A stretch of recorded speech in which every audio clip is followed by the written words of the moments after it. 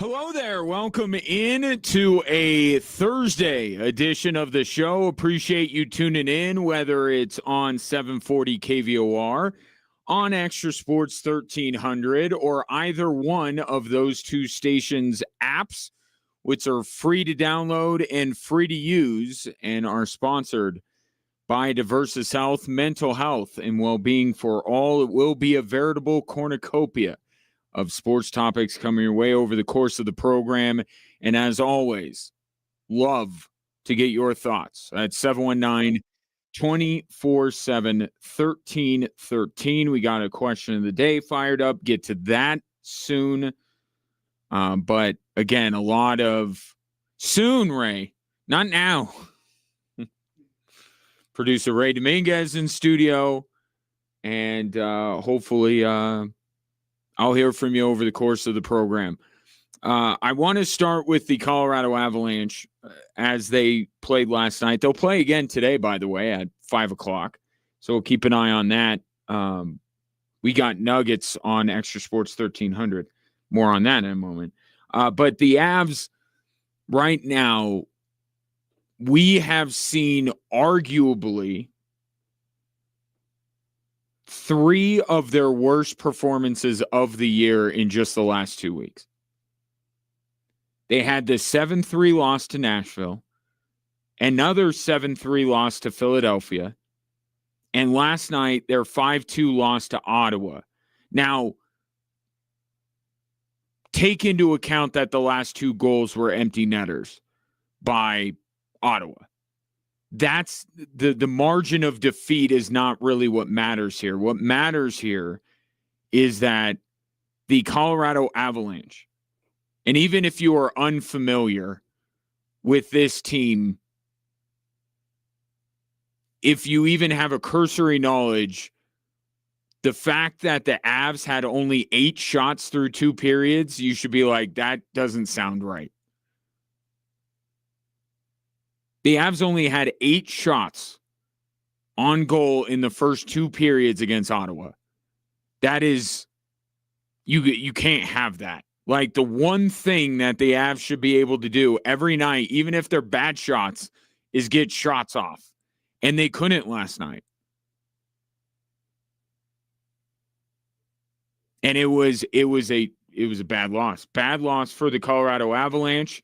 Here's their head coach, Jared Bednar, on what was wrong with his team in that 5-2 loss. Yeah, flat, almost the whole team. I don't want to group everyone into that because it's not accurate, but the bulk of our team, flat.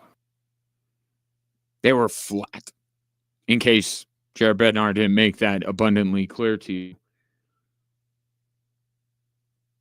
So the question becomes why? Why are they flat last night? Why have we seen easily the roughest stretch of Avs hockey all season? And I know, like, look, that's a very low bar to clear, considering that the Avs still have put together an amazing first part of the season heading into the Olympic break. But this is unequivocally the worst stretch of hockey we've seen this team play. So why? I think there are a few potential reasons. One, natural regression. It's an 82-game season. It is a marathon. It is not a sprint. And the fact that the Avalanche lost twice in 40 games because you get to overtime, that's a tie.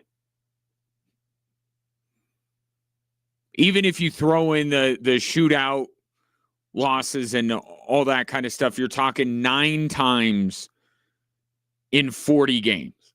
But 2 regulation losses in 40 games.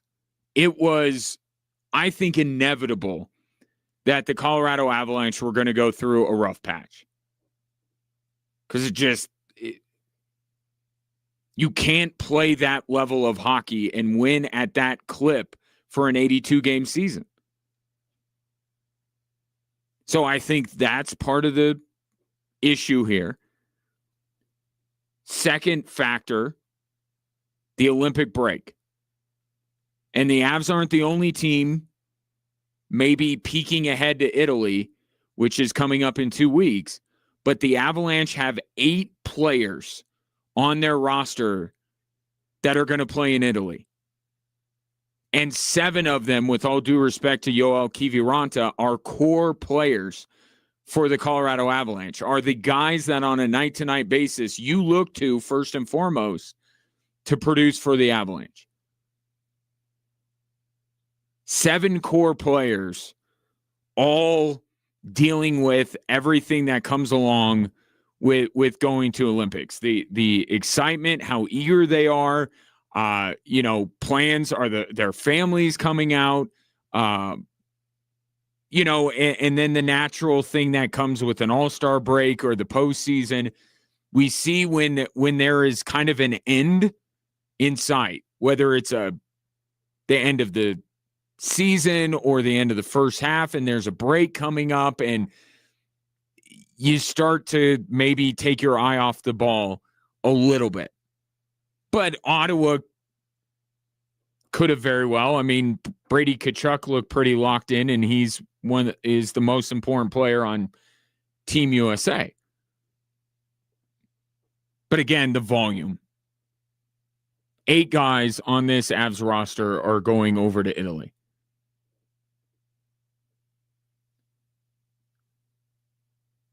And the third factor, and I think this is the most important one, and is playing into what we are seeing more than the other two.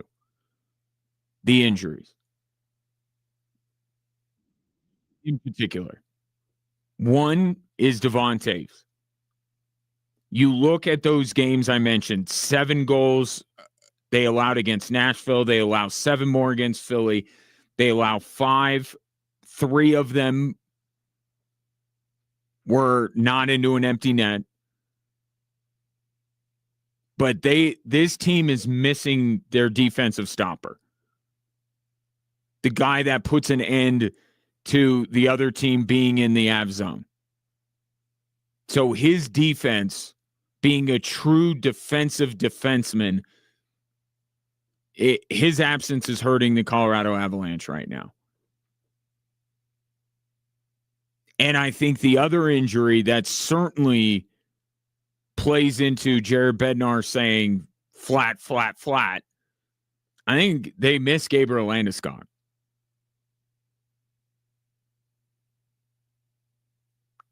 Gabriel Landeskog, their captain, their leader. And I said this early on in the season because the Avs were in a position where they kept winning, and even the games they didn't win, they battled back. And just one thing Jared Bednar had said was that they were just a team that was never out of it. They never just said, all right, tonight's not our night, move on to tomorrow. They kept battling, and that's part of the reason why they lost just twice in regulation in their first 40 games. But the guy who was in the lineup for the majority of those 40 games I mentioned was Gabriel Landeskog. And given what he has gone through, to say nothing of the fact that he wears the captain's C, which is significant, unlike in some other sports where it's more ceremonious and just for show. Like wearing the C on a hockey sweater means something. But beyond that, these players who are out there and maybe getting it in their head like, you know what, tonight's just not our night. Last game of a road trip or first game of a road trip or, tough travel, whatever it might be. Yeah, I'm just not feeling it tonight. Then you look over and you see number 92 and you understand that it has taken them years, not weeks, not months, years to get back out on the ice with you to have a chance to win another Stanley Cup. How could you possibly let your stuff affect how locked in you are? How could you say, you know what? tonight's not, take it for granted that there's another game tomorrow. How can you do that when you're on the ice with Gabriel Landeskog, when you're on the bench with him, when you're in the locker room with him? And when Jared Bednar is saying that his team didn't have energy and they were flat, I think that's something Gabriel Landeskog helps. Because if he sees it, he's not going to stand for it. He's going to say something. He's going to fire up the guys.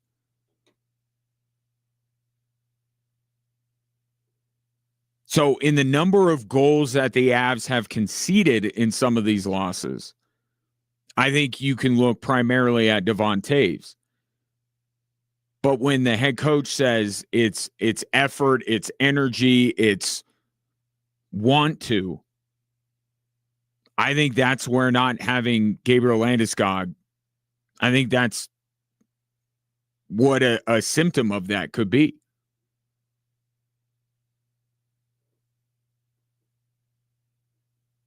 So, you know, we've seen when he's been out over the last couple of years that the Avs have gone through stretches like this. They've had nights like last night where they just didn't have it, despite, and I know they're a little bit banged up. They're a lot of bit banged up, honestly. Still have McKinnon, still have Makar, have Nichushkin. He scored a goal last night. Brock Nelson. Like, they're not hurting for talent in any of these games, even if they're not at full strength. But we've seen games like this and stretches like this when Gabriel Landeskog has been out over the last couple of years. Because there just isn't that other voice, maybe the most important voice, to fire up the boys, to get them ready to go, to keep them locked in. Jared Bednar obviously has some responsibility in that. Nathan McKinnon does as well, but it's different. Like, there's a reason, and at the time when Gabriel Landeskog was given that C, I thought it was little more than a publicity stunt. Just, hey, this is about the only guy that we can parade to our fan base. Because if you remember, the Avs were so terrible when Gabriel Landeskog first came into the league that they went, all right, this 19-year-old, he's going to be our captain. We got to have a captain, somebody. So they gave him that C. And I don't know how much of it was actually seeing what he could become. I want to give a lot of credit to Gabriel Landeskog. I think he grew into that. I think he took that seriously. Even if he did not maybe deserve it when he first got it, he decided that I'm going to make sure that there's no reason for this C to ever come off of my sweater. I'm going to grow into the leader that this team needs me to be. He's one of the best captains in the league because of it.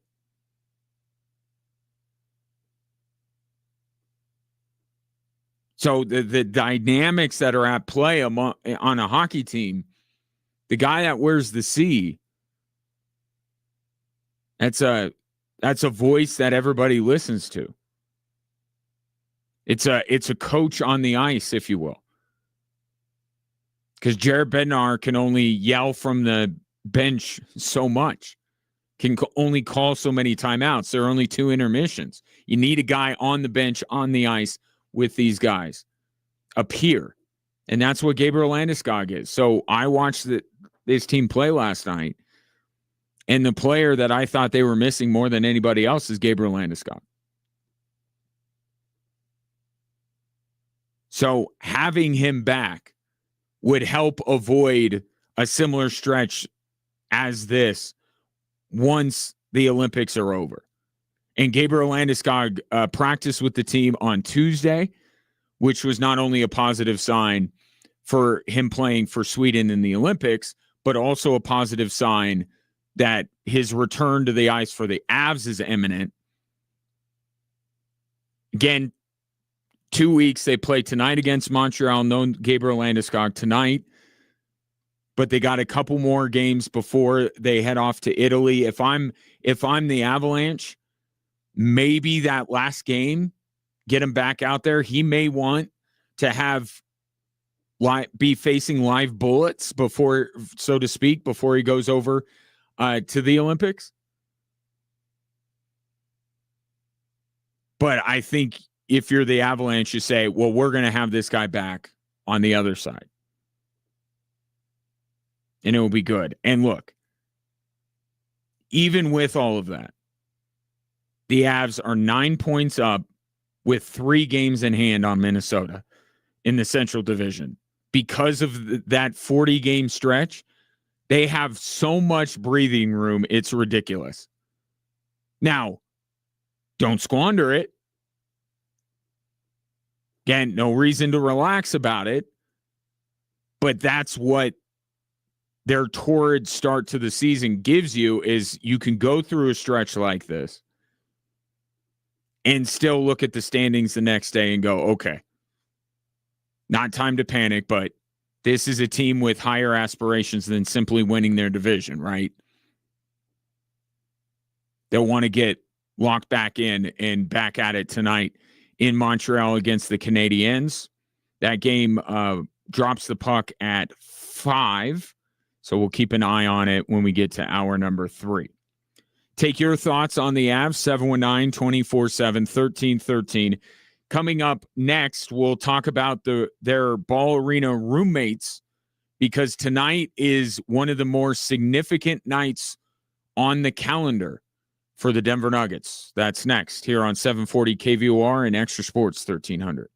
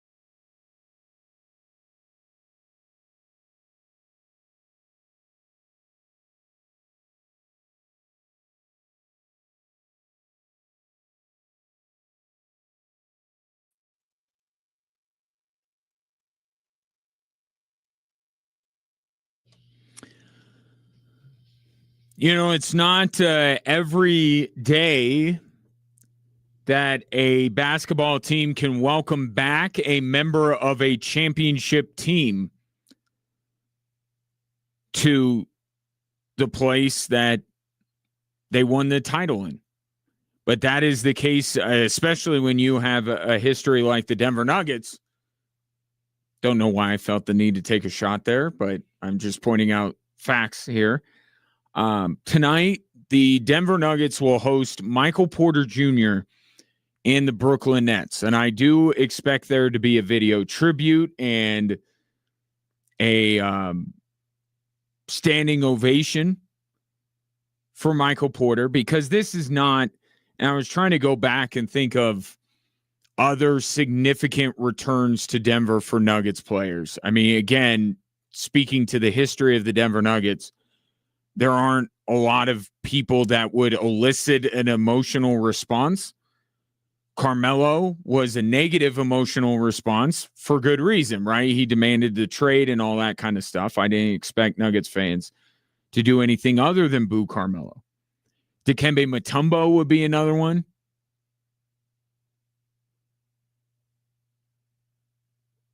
So there just haven't been, Chauncey Billups, but he would get an ovation regardless, just because he got ovations before he even played for the Denver Nuggets because of his ties to. So there just haven't been many of these. There are for, other, like the Avs, because of their more storied history, and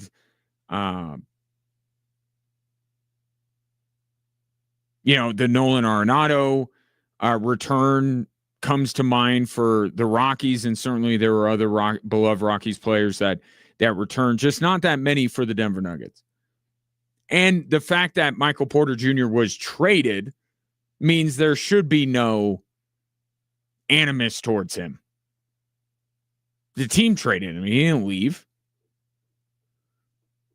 But I was talking with Ray about this earlier today, because, and maybe it was as we were trying to figure out a highlight or something to talk about Michael Porter. And I think the fact that, well, let me just throw the question out and then I'll pause for a moment, let you think, and then I'll continue. What was the Michael Porter game? What was the Michael Porter moment from his time with the Denver Nuggets? Pause.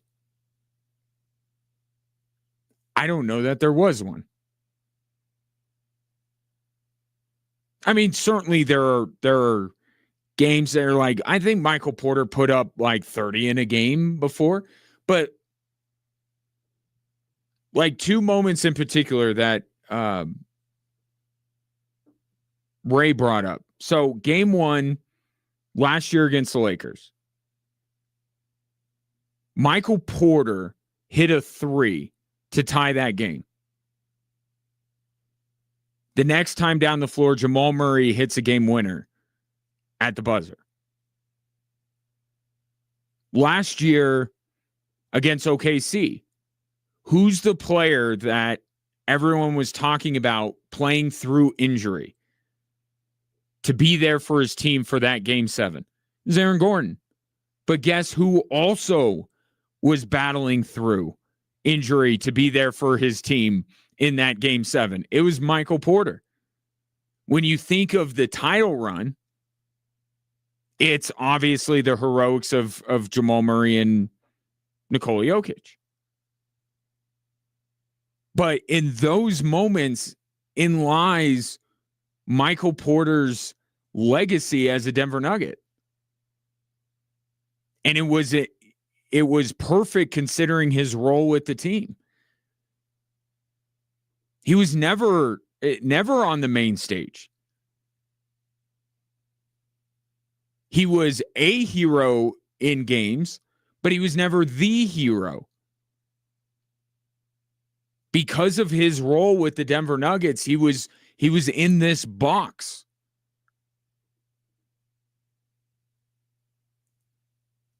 And it was weird. Nobody wanted to come out of the box, but then when he wasn't doing more than that, people would criticize him.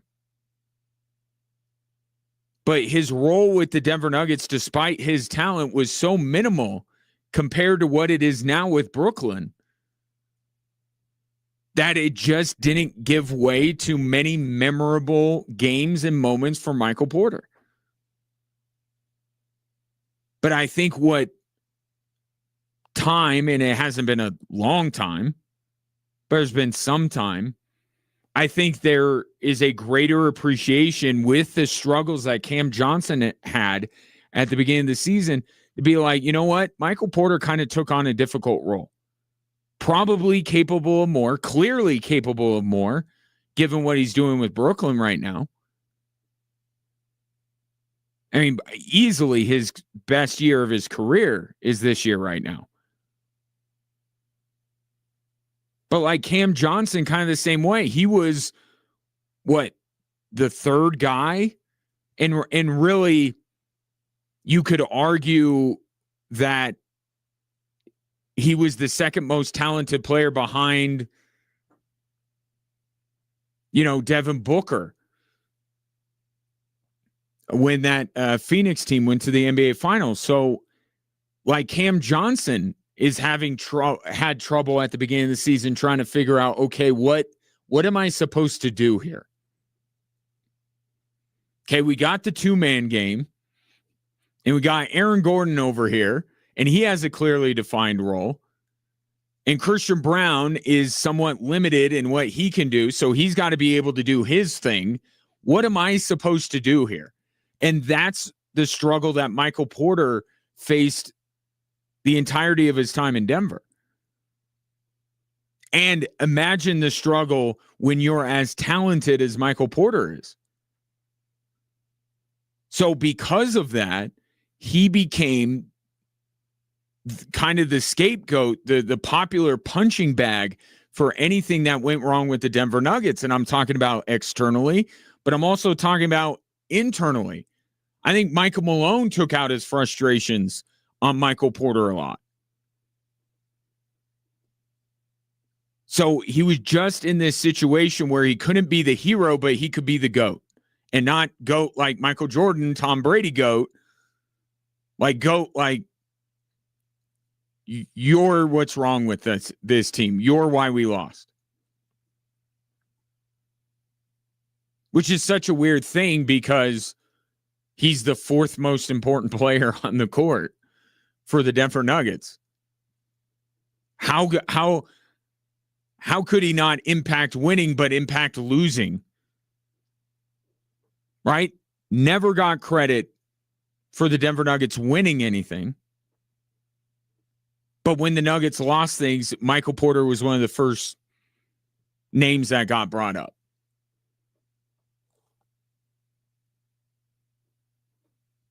And I think there will be a fair amount of people at Ball Arena tonight that have that realization and will give him the ovation that he deserves. Look, this is not, again, part of the reason why it's not like Dikembe Mutombo or one of these other players is because Michael Porter just did not have that massive impact. I was trying to think of a Broncos comparison. So if Kentavious Caldwell-Pope is Malik Jackson from the Super Bowl 50 team, right? A guy that certainly helped, but you lost him immediately, and the thought was, oh, they'll be okay. Right? That Malik Jackson, when he went to the Jaguars, was kind of that guy. That was Kentavious Caldwell-Pope. Now Porter's gone.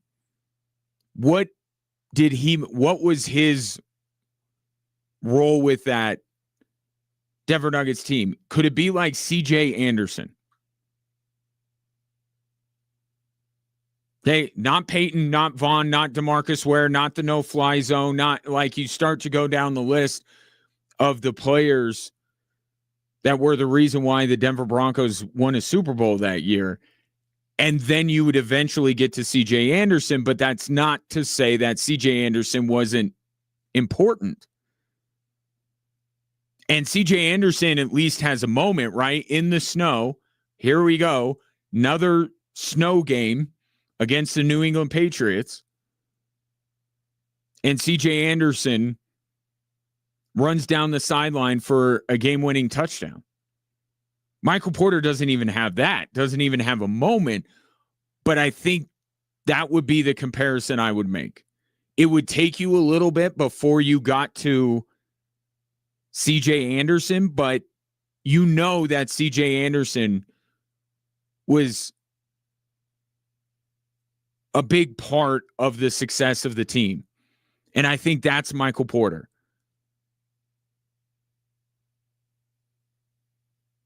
Now, C.J. Anderson didn't get criticized as much as Michael Porter, but just saying, like, is there a world where the Denver Broncos win a Super Bowl without C.J. Anderson?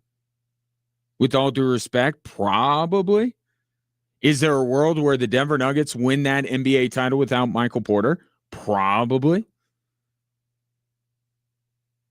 But he was a part of it, and he contributed to the Denver Nuggets in the bubble and other playoff runs.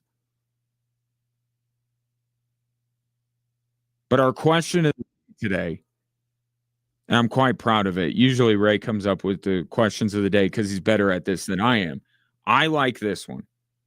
Who's happier, the Denver Nuggets or Michael Porter? Because in hindsight, and we're not so far down the road that maybe hindsight would even, come into play. But right now, it's a win-win. That trade was a win-win. Michael Porter did the thing where he sacrificed to win a title. The thing that we tell people going from a bad team to a good team to do. Well, you got to sacrifice. You're not going to be able to do as much. Michael Porter came into that situation. They had Murray. They had Jokic. They got Aaron Gordon. Like, Michael Porter, we know you're talented. Sorry, they're more important people, and you got to sacrifice. And now he goes to a place in Brooklyn where he looks around and he's like, I'm the most talented guy here.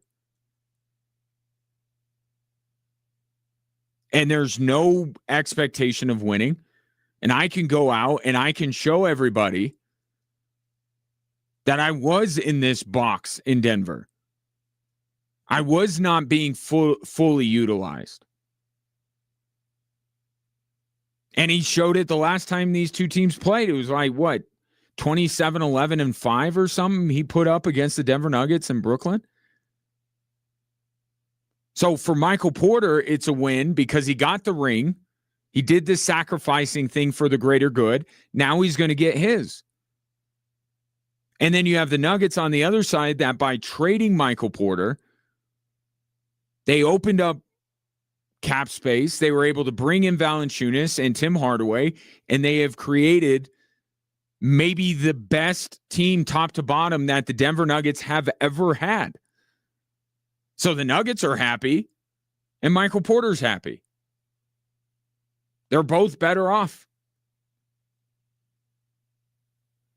So we'll see what he does tonight. I mean, what he did in Brooklyn was pretty impressive, but I think for him, those competitive juices are certainly flowing, and he might want to have an even bigger night tonight back in Denver in front of the home fans. And Michael Porter doesn't strike me as somebody who,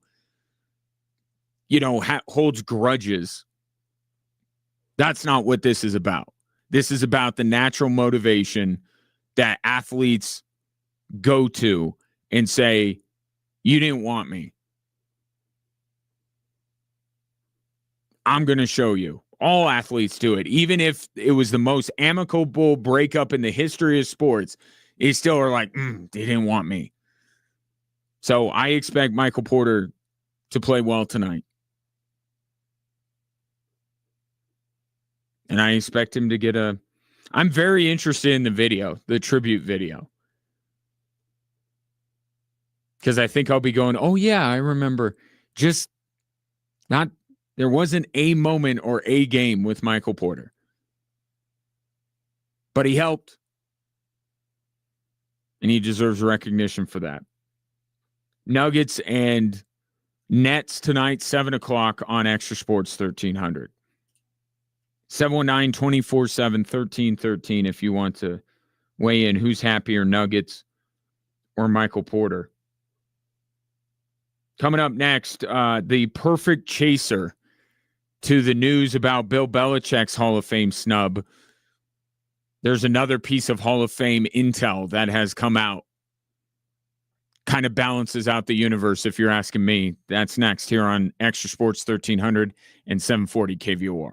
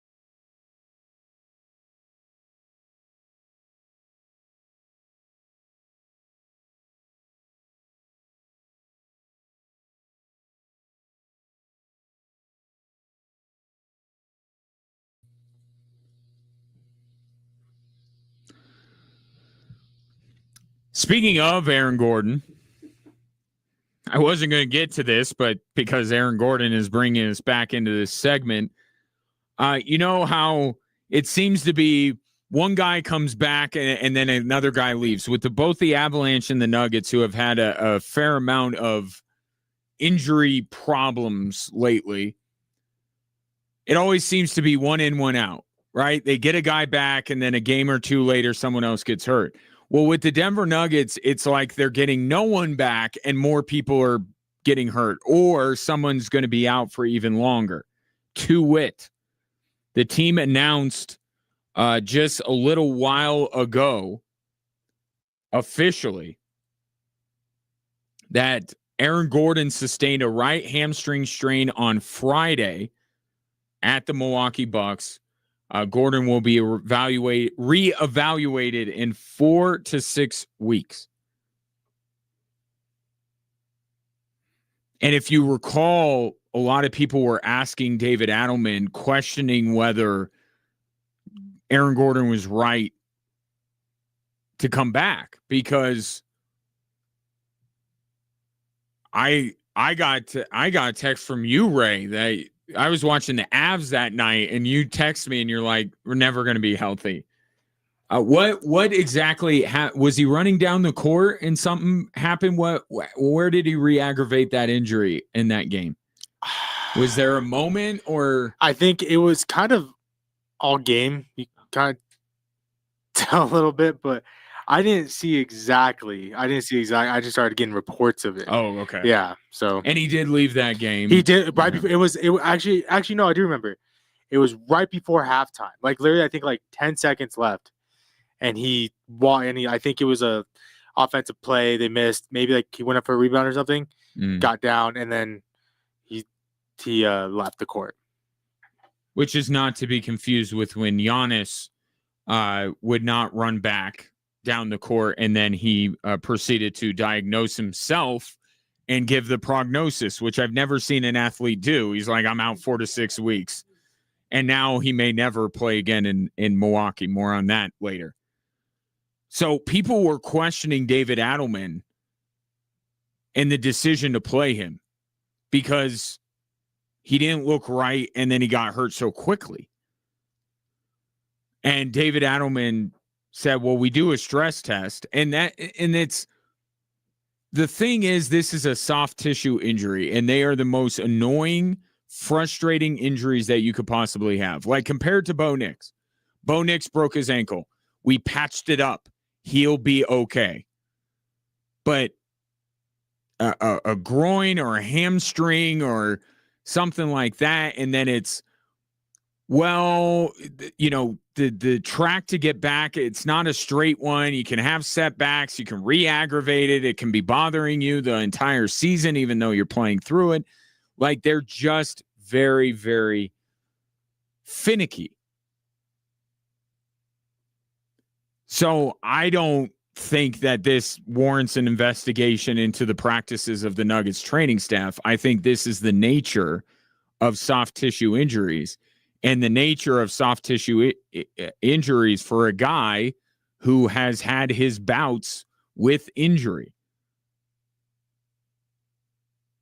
You know, broken people tend to stay broken. Like, and meaning if you're suffering some injuries, you tend to suffer injuries as you go along. Like, you're going to be hurt again. And it's nothing you could do. I mean, look at Aaron Gordon. I don't think another human being is in better shape than Aaron Gordon. But these things have happened. So now it's 4 to 6 weeks starting now. February is a short month. I feel like I'm doing the Jerry Seinfeld thing when they're staying with his parents, where he's like, well, today's almost over. And then we have the day that we fly and we're just going to be at the airport. It's really like 2 days. So with Aaron Gordon, 4 to 6 weeks, it's not really the same thing. It's kind of, it will feel longer because February is a short month. You're at the end of January. February is a short month. So we're pushing like well into March before Aaron Gordon is going to be even reevaluated. And Nikola Jokic is set to be reevaluated soon, and we don't know the results of that. So even 4 to 6 weeks with Aaron Gordon, and this is not me being playing a doctor on the radio. This is just observing, so take it as that. Go for the 6 with Aaron Gordon. Go for the 6, especially with his history, but also with the fact that the Nuggets brought him back and then he got hurt again. Erring on the with an abundance of caution is going to be, I think that's exactly what the Denver Nuggets are going to do. You're not going to see Aaron Gordon, I don't think, within 6 weeks. Now, these last 3 weeks have toughened you up as a Nuggets fan. You've been without Nikola Jokic for 3 weeks. This team can sustain any injury and any number of injuries and keep on plugging along. But I wonder at what point do you start to say, maybe it's not in the cards this year? I don't want to go to a dark place, but I'm going there. At what point, how many more injuries have to happen? And I'll tell you the one. It's Jamal Murray. Christian Brown being out, Aaron Gordon being out twice, Nikola Jokic being out, all of them being out at the same time. You've seen the results. They're not the best team in basketball without those guys, but they've been able to survive. And you have a little bit of confidence in them. If with all of these other injuries, if Jamal Murray gets hurt for a longer period of time, that's when I think Nuggets fans start asking, okay, is it just not in the cards for us and to win a title?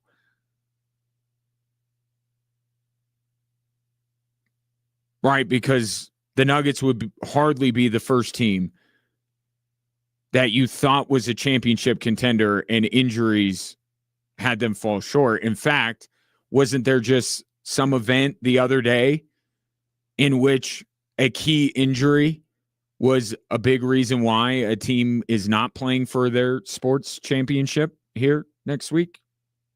Any team ring a bell? I think that's what it is, what it will be. All this other stuff, even the news today of Aaron Gordon being out for 4 to 6 weeks. I think you have, if you're a Nuggets fan, you have the hope of Jokic coming back within the next week, and you see what the Denver Nuggets have been able to do, and they haven't had Aaron Gordon this whole time, right? Brown, Jokic, and Gordon have been hurt this whole time, basically.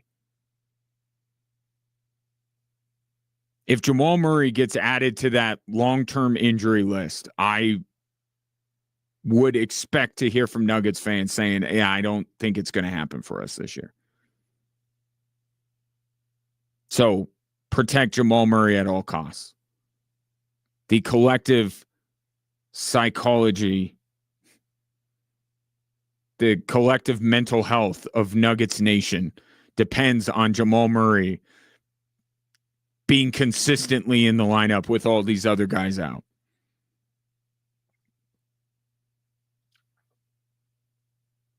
And here's the other thing too. When is Cam Johnson supposed to be back? Anybody? He's the guy, and I even just did it then. Cam Johnson's been out this whole time. No one ever talks about Cam Johnson being hurt.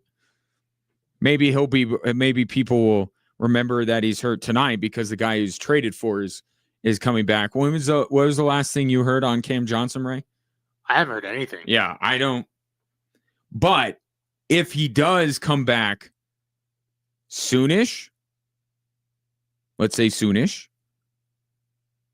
Aaron Gordon being out long-term, there's your spot for Payton Watson. Payton Watson just slides over and plays Aaron Gordon's position. If Cam Johnson comes back, that juggling that David Adelman has to do when his team is healthy with the emergence of Payton Watson, I think that would be an easy spot to potentially put him in. But we'll see. I'm with Ray. I don't think I've heard much on Cam Johnson, and then Christian Brown with the ankle. So the Nuggets are even more banged up than you think because no one thinks of Cam Johnson. Poor guy. You want to talk about having difficulty figuring out the legacy of Michael Porter Jr. How will we look back on the Cam Johnson era in Denver if they don't re-sign him after next season? It has been like that for the Denver Nuggets this season. Far more bad injury news than good injury news. But this time they're going to take their time. Because don't forget, it's not just Aaron Gordon. Christian Brown, they did this. Christian Brown came back and then had to be out again because his ankle wasn't right. I think with him, it's more of a mental thing, and I don't think maybe he attacked the rehab the way he should have when he was working his way back the first time. But now the Nuggets have two players who were hurt, came back, and then were hurt for the same reason. So they're not going to invite any of those questions. They are going to take their time with Aaron Gordon and hope that here by the All-Star break or when they come out of the All-Star break, that Aaron Gordon will be the only injury that they are dealing with. 719-247-1313. Take your thoughts. Aaron Gordon out, will be reevaluated in 4 to 6 weeks. No guarantee he'd even be back by then, but I mean, they're soft tissue injuries. Like, they're unpredictable. Nuggets and Nets tonight at 7. What a promo for that. Aaron Gordon's out for 4 to 6 weeks. Nuggets and Nets tonight on Extra Sports 1300. Coming up next, I told you what Bo Nix said about Sean Payton talking about his ankle injury. I didn't realize that Bo Nix was a little bit angrier than that. You'll hear from him next on Extra Sports 1300 and 740 KVOR.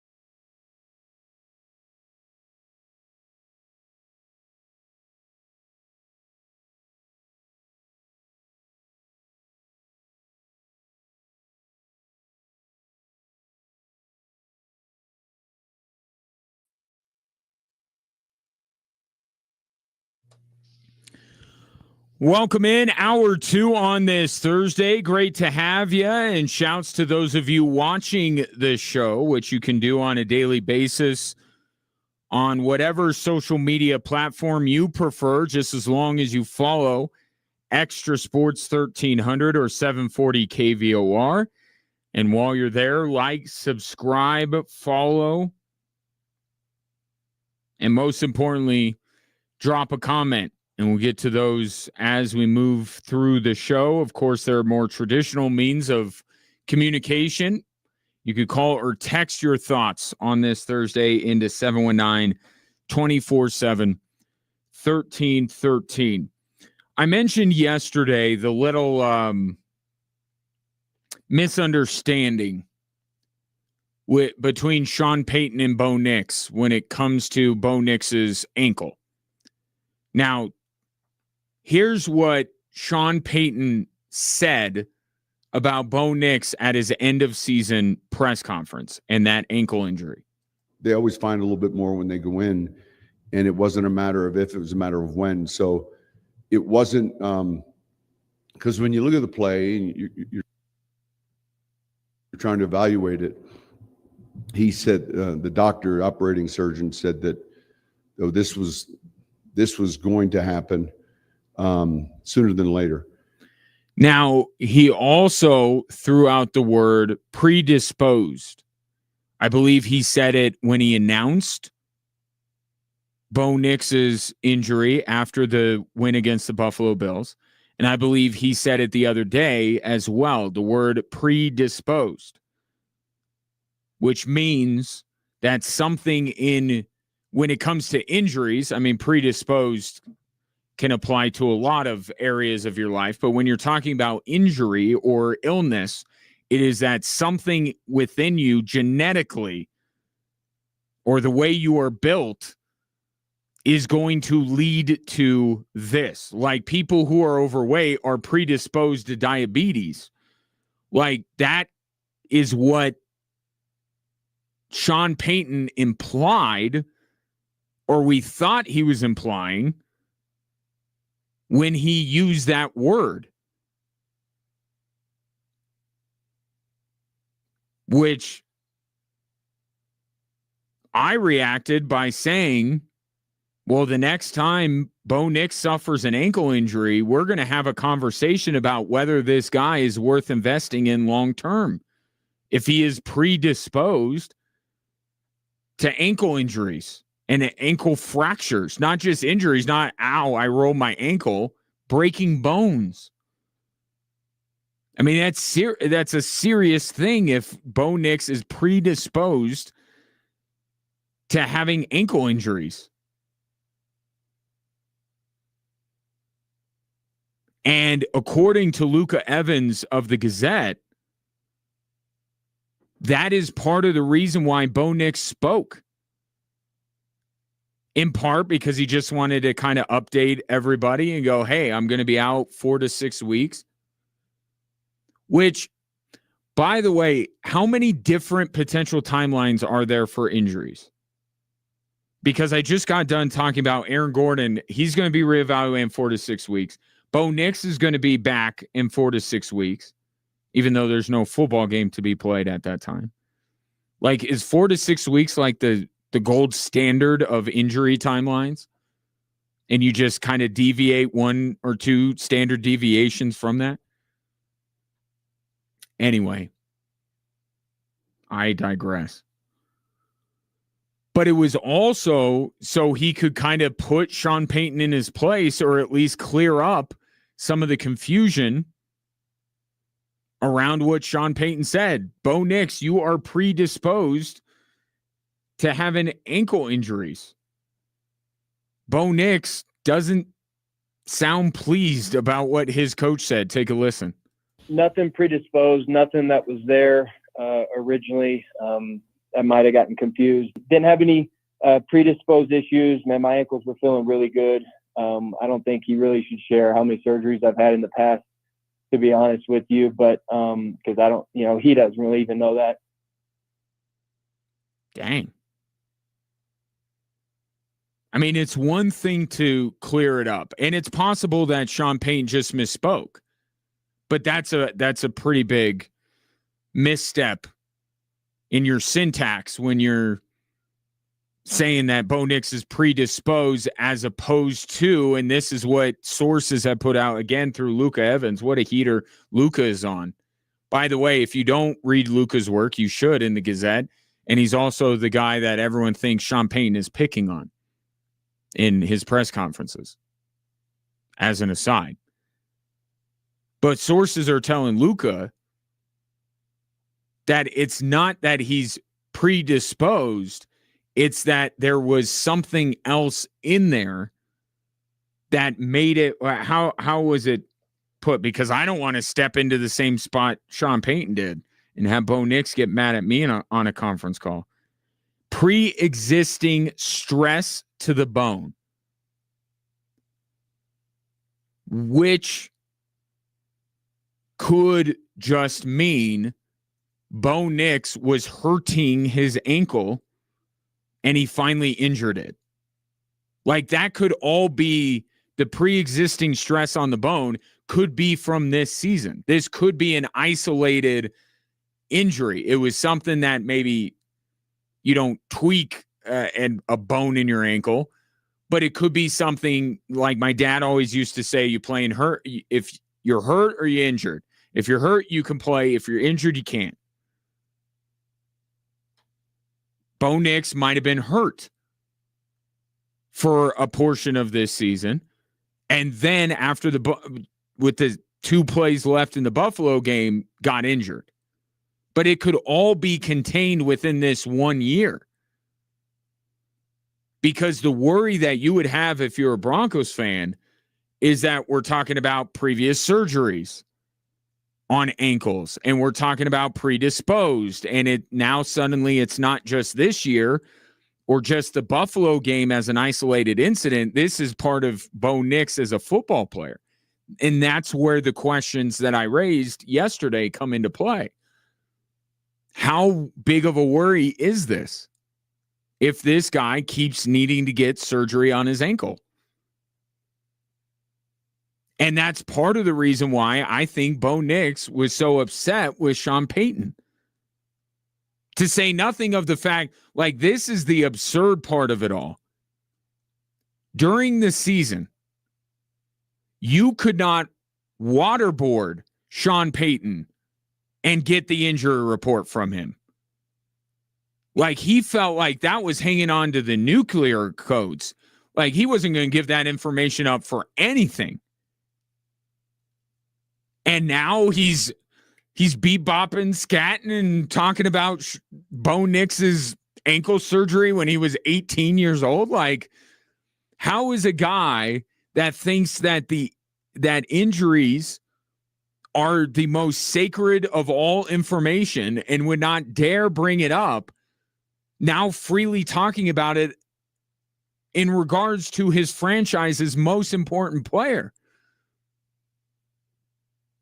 and the highest profile player on his roster at the very least? And so that's the most absurd thing here, is that Sean Payton is suddenly willingly throwing out people's previous injuries, which, again, I think is a HIPAA violation, but I'm not a lawyer. But I'll tell you the reason why. There's no competitive advantage right now with hiding Bo Nix's injuries. Right? There's not a game on Sunday. That's why he withholds it. He's not protecting the rights of his players or saying it's none of our business. It's he doesn't want the other team to know any injury stuff, because football head coaches are the most paranoid people on planet Earth. Like, for someone to ask how J.K. Dobbins is doing and Sean Payton saying he's doing well is like going to tip the scales of Sunday's game. A different breed, those football coaches. But that's the most bizarre part of all this, is that he's willing to put out all this information and then it's not correct, according to Bo Nix. So for him to take time, because everything he said leading up to that is like, okay, it's not that could have been, again, wrong word used by Sean Payton. Bo Nix just trying to clarify, like, nothing to see here, all's good. But then he takes a moment in his answer to say, I don't think he should be sharing that stuff anyway, in addition to the fact that he's not correct.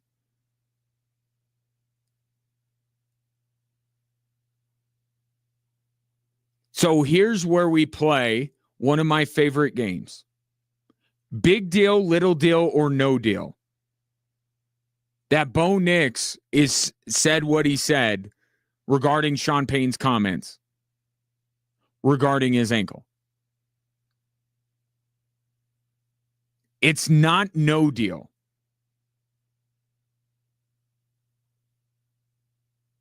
It's not nothing. Bo Nix was clearly perturbed by this.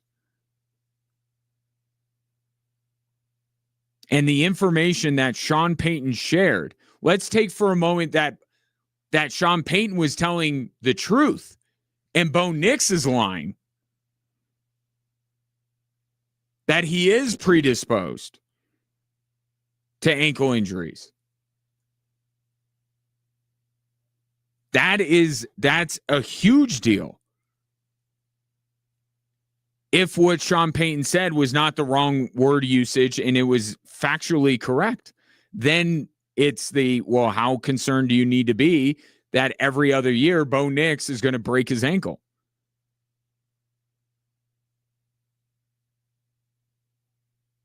I'm going to settle on little deal. That could turn into a big deal.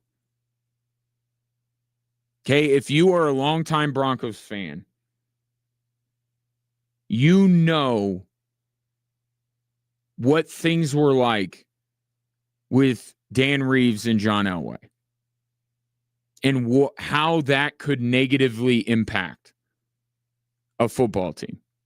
Now, they weren't bickering over injury history, but my point is you've seen in Denver how the quarterback and the coach not seeing eye to eye, maybe even, dare I say, not getting along, being a little bit upset at one another, can cause some issues. That relationship has to be the best relationship on your football team. In every facet, not just, and it doesn't have to be like, you don't have to, be best friends. But like getting mad at each other, that's not good. You need to have those two people in your organization in lockstep, and you're going to have a flare up every now and again. And maybe that's what this is. But then there's remember when Bo Nix kind of gave it right back to Sean Payton as well as he was giving it out. And at the time, it's like, well, good on Bo Nix. Like, that shows they're on equal footing. Well, how many more of those until you're like, oh, maybe it's not mutual, maybe there's some real problems there. Maybe that's not just heat of the battle. Maybe it's a clashing of the personalities of Bo Nix and Sean Payton. And this is what Sean Payton did, is a betrayal of trust, because he told us what Bo Nix told him in the training room. In a semi-private moment, Bo Nix told Sean Payton, like, oh yeah, I had an ankle surgery in high school, I had one in college. And then Sean Payton went to a microphone and blurted that out. That's a betrayal of trust. Now, is it something that Bo Nix and Sean Payton can move on from? Yeah, because the best thing for the two of them, they're going their separate ways. They're going to spend some time apart.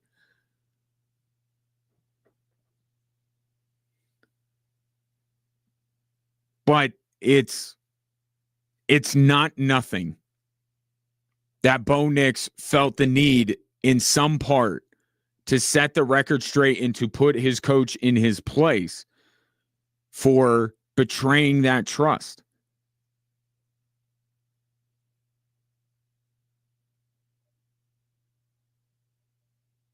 And it, in some ways, caps off a very trying week for the Denver Broncos.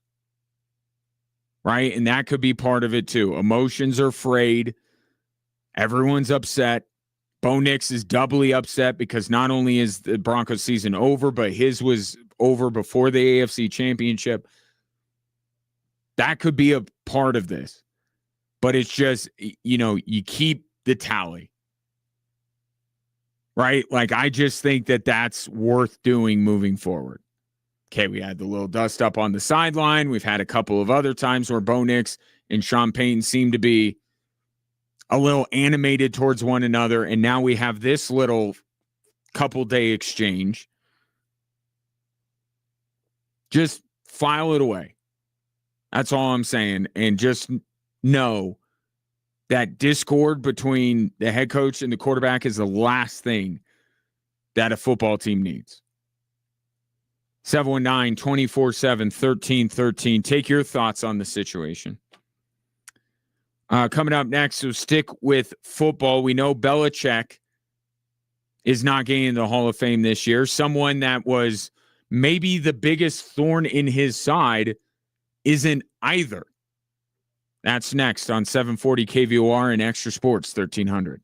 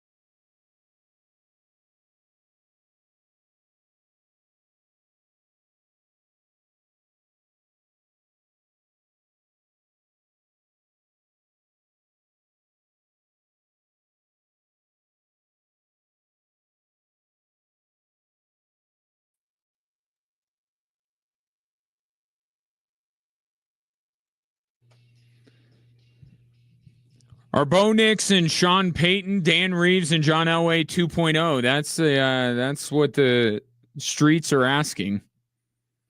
No, but it's a very look. It's the worst time for Sean Payton to suddenly be very forthcoming with injury information. That's at the very least, given how upset everyone already is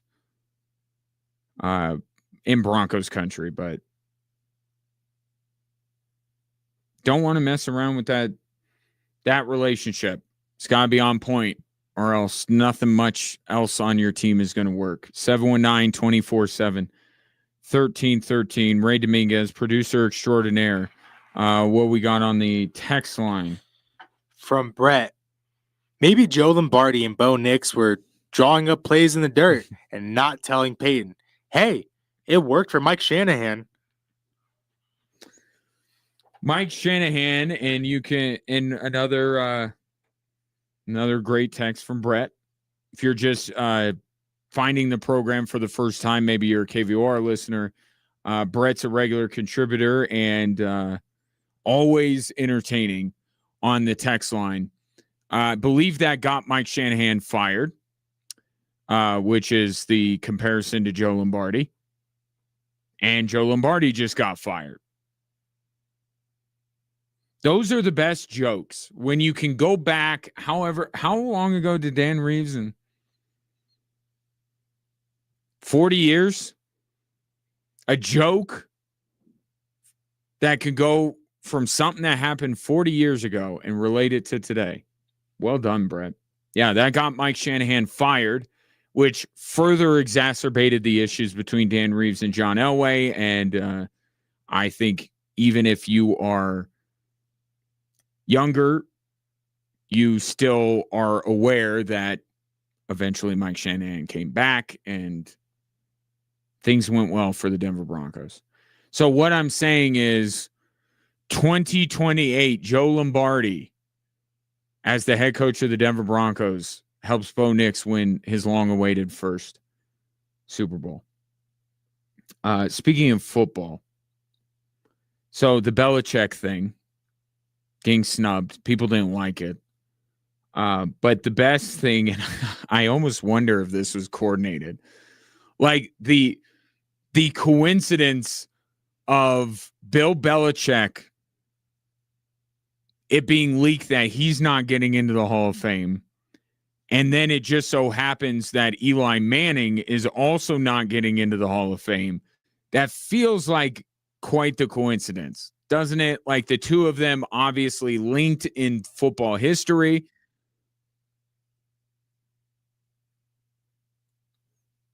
I mean, you knew another leak was going to come out because the leaks we don't normally hear these things in advance.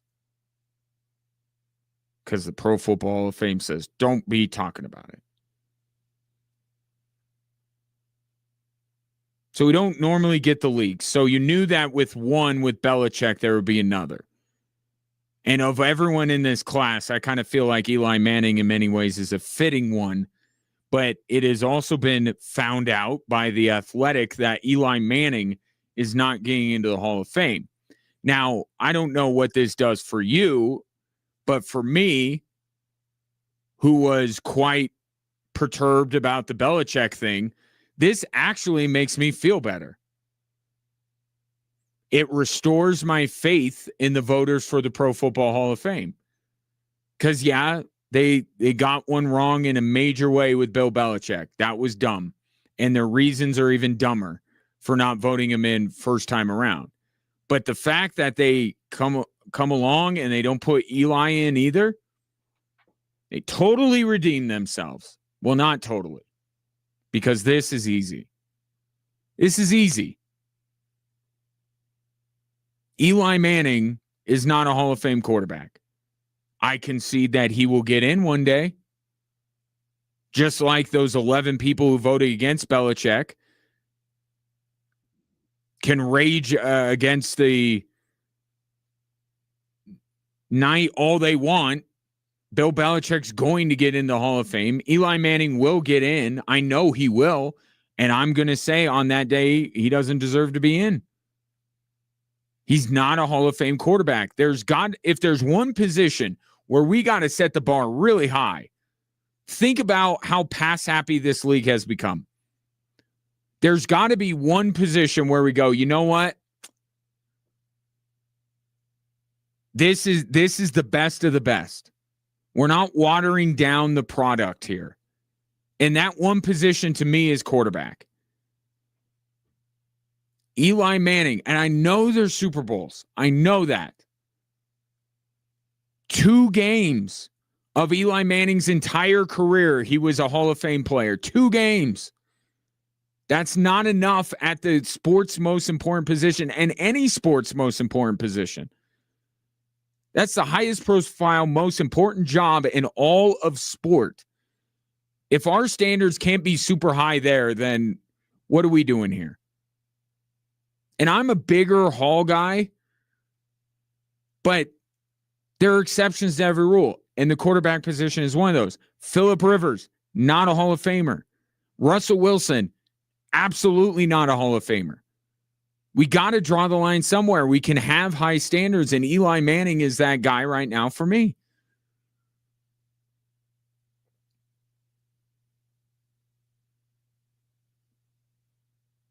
So he's not going to get in this time around. But also, too, if you don't agree with me that Eli's not a Hall of Famer, if you think he is, let me ask if you would have voted him in with this class. So you can vote for up to 5. Okay? And I won't read all the names. I'll give you my 5. And you tell me which one of those Eli Manning should replace. Drew Brees, Larry Fitzgerald, Luke Kuechly, Adam Vinatieri, and Jason Witten. Which one of those 5 guys is Eli Manning more deserving than? And don't you dare say Drew Brees. And that probably hurt Eli. Because they were filling out their ballot and they're like, oh, Drew Brees, obviously. Eli Manning, I'm going to put Eli in next to Drew Brees. Next to Drew Brees, Eli Manning looks less deserving. Maybe a year where there isn't one of the 10 best quarterbacks of all time. Maybe that would help Eli a little bit here. But you could go to, Jari Evans, I know that's not a household name. Saints fans, where are you at? Corey Roldan, are you listening? Tell me, back me up on Jari Evans. Reggie Wayne, Terrell Suggs, Marshall Yanda. These are guys, especially the offensive linemen, are some of the best of this era. Let alone just being, on their own deserving because of their merits. They have been the standard at those positions. And I'm not saying all of those guys deserve to be in the Hall of Fame. I'm just saying Eli Manning, if I'm doing ranked choice voting here, Eli Manning is not even 6.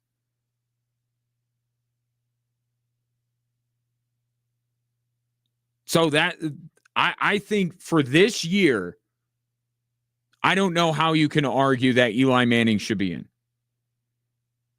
The bigger picture of should he be in ever, I understand I'm in the minority on that one. I get it. People want Eli in the Hall of Fame. He played in a big market. He's got a last name of football royalty. And he was the quarterback of a team that beat the dynastic Colts in the Super Bowl twice. I get it.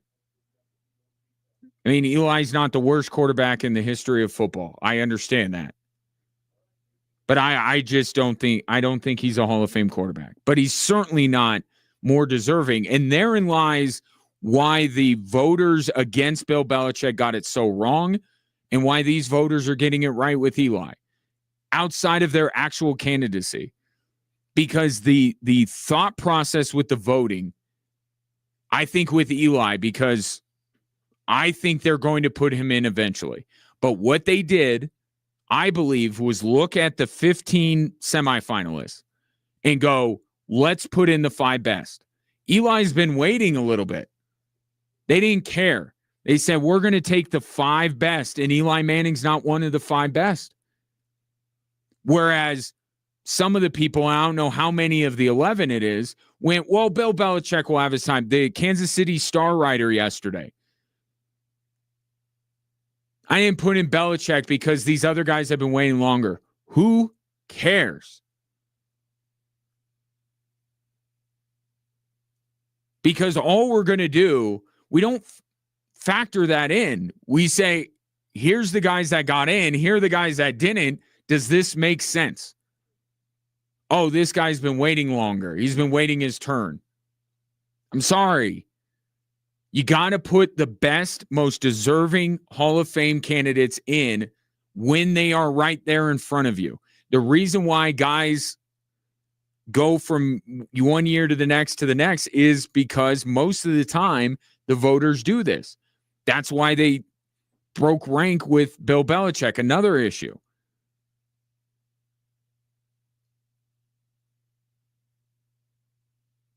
You look at the ballot each year.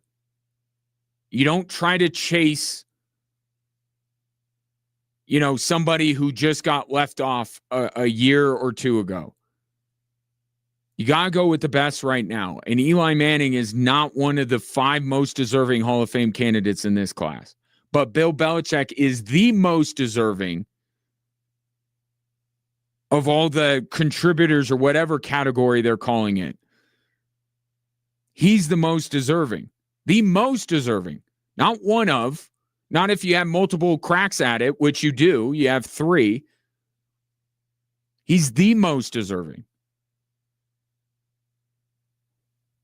So it does restore a little bit of my faith in the process that they're not messing up everything. But I got to say, I'm still more upset about the Belichick thing than I am happy that Eli Manning. And that's honestly a better place to be, right? It's better that I'm getting more upset about someone not getting in than upset about someone that is going to get in. So no Belichick, no Eli. Even Steven, all square now. Take your thoughts. 719-247-1313. Coming up next, Broncos, before they can venture out into the world and bring in reinforcements from the outside, they got to decide what to do with the guys on their roster.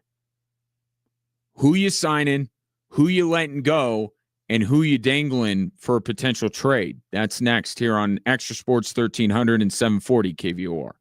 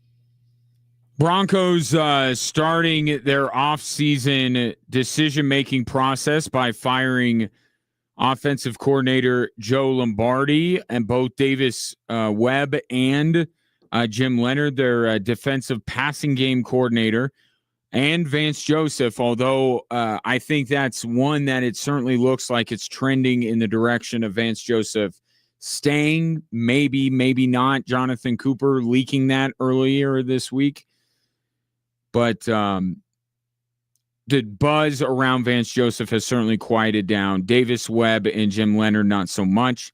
And again, I said, look, if this was before Lombardi got fired, but if Jim Leonard's the only coach that, and I'll put it this way, since Sean Payton chose to fire a dutiful lieutenant of 15 years, if Jim Leonard is the only coach that the Broncos lose involuntarily, then I think it'll be a win in that department. If they can keep Davis Webb and they can keep Vance Joseph, I think that'll be good. But there are multiple teams still interested in Davis Webb's services and a couple with Jim Leonard to make him their defensive coordinator.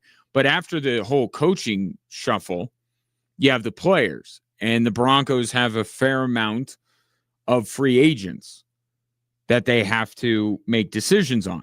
And even though they have, how did Sean Payne put it? If I said, I'm going to give you $50,000 to decorate your home or $200,000, the home's going to look nicer, I think, if you're a decent shopper, if you have more money. I think the same takes place with our sport. As opposed to the sport of interior decorating, apparently. But even though the Broncos are in a little bit of a better financial spot, they can't sign all of these guys.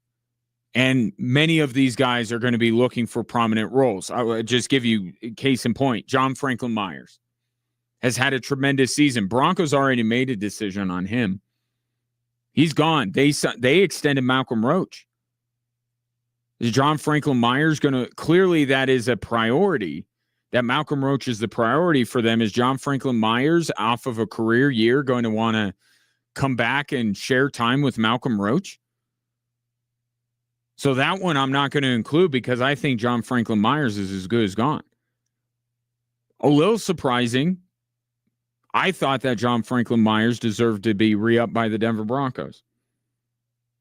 But I know they do like Malcolm Roach. Malcolm Roach did play for the Saints. So he won out in the end. But you can't keep all these guys.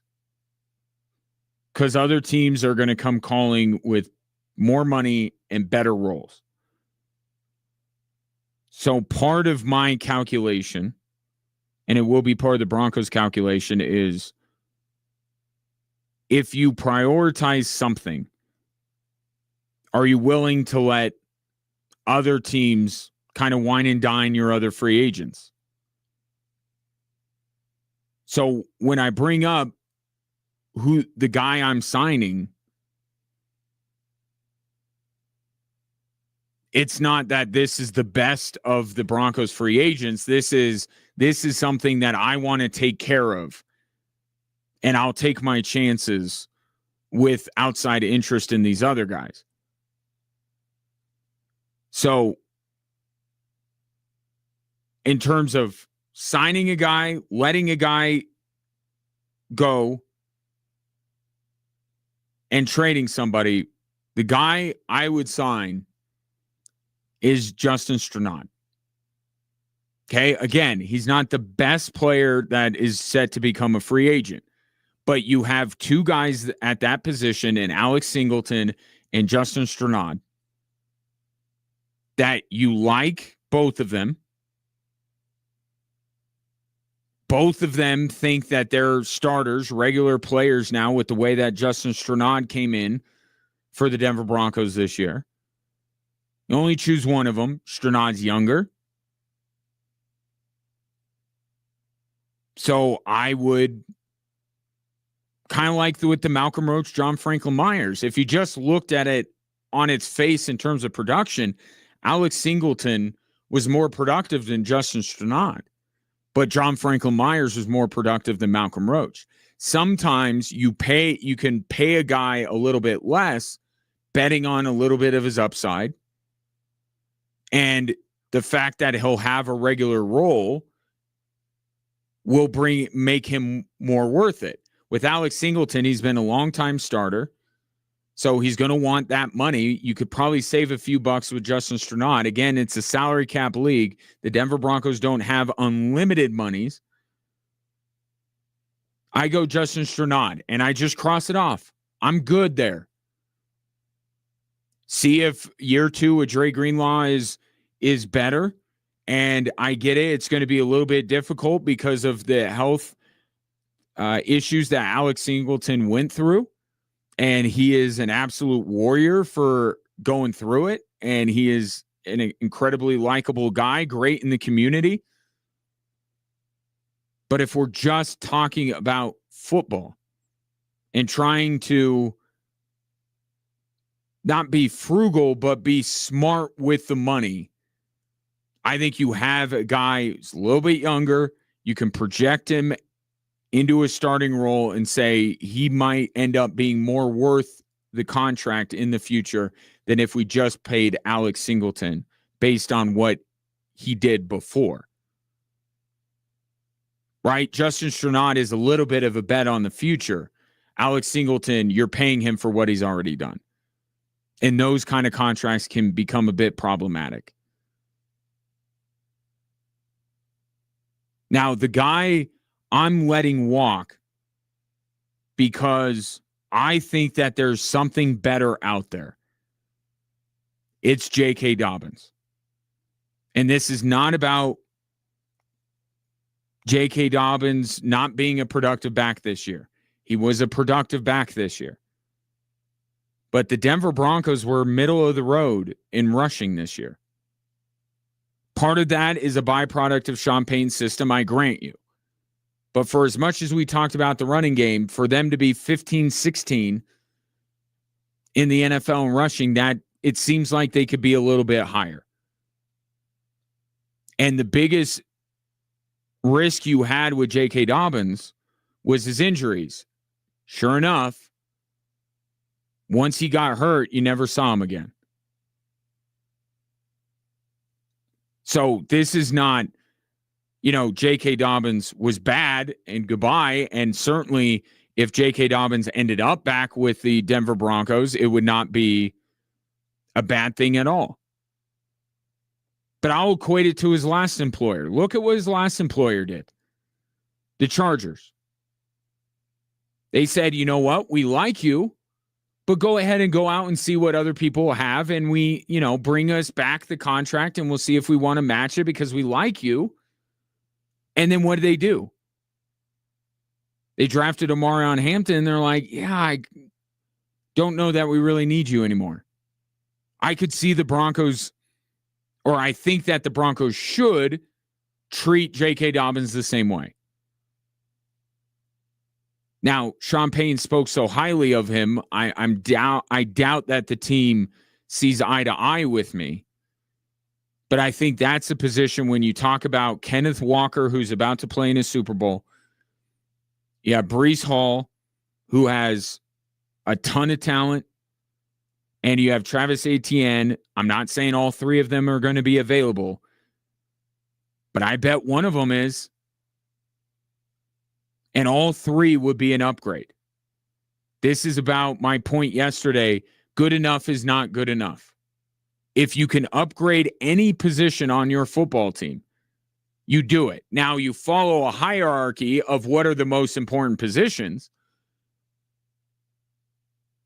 Right? You got to, for instance, you have a cost control punter in Jeremy Crawshaw. If there's a better punter out there, you can make the decision like, look, we can upgrade, but it's not the most important position. Running back is a very important position. In my mind, it's a priority, or at least improving the Broncos' run game is a priority. And it seems like there are at least three guys out there, and who knows what cut down day will bring along, or cut day, or right before free agency.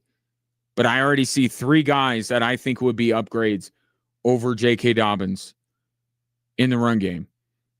Or heck, look at it the other way. Which one of those guys would you want to pair with J.K. Dobbins? Let's get real greedy if you're a Broncos fan. Why not? All I'm saying is there are clear upgrades at running back. Sean Payton said that he wanted to improve on the running game. Makes a lot of sense. I'm not opposed to J.K. Dobbins ending up back on the Denver Broncos, but I think that's a guy that you say, you know what? Go ahead and go out. See what you can get. And then come back to us. And meanwhile, George Payton can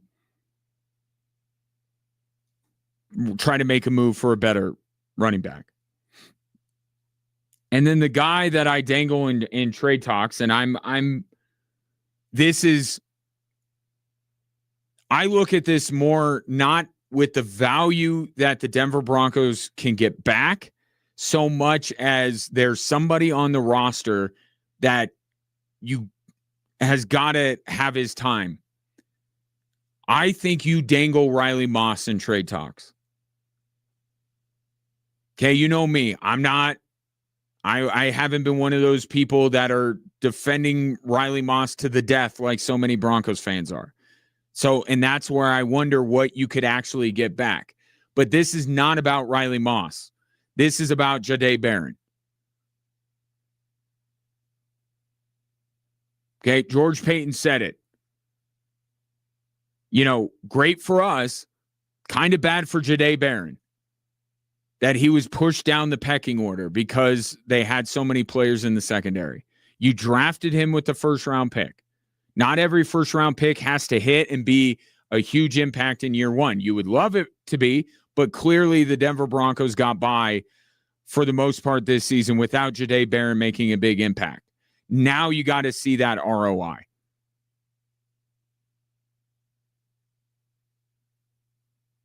Now you got to see what Jahdae Barron has.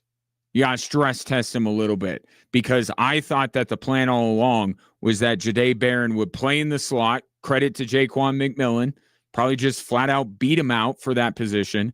But the long-term play was going to be him opposite Pat Surtain. And I think that needs to, I mean, you only have a handful of years with these guys before you have to pay them big money. And if you get back, you know, George Payton in the draft, been overall pretty dang good. Wouldn't mind giving him another bite at the apple come April if somebody is willing to take on Riley Moss. So I signed Stranad. I let J.K. Dobbins walk. And I trade Riley Moss. Take your thoughts at 719-247-1313. Coming up next, we'll hit the 3 stories that are driving the show. We'll hit the Avs, Broncos, and Nuggets all in one foul swoop. You're listening to Drive Time Sports on 740 KVOR and Extra Sports 1300. Be back in just a few.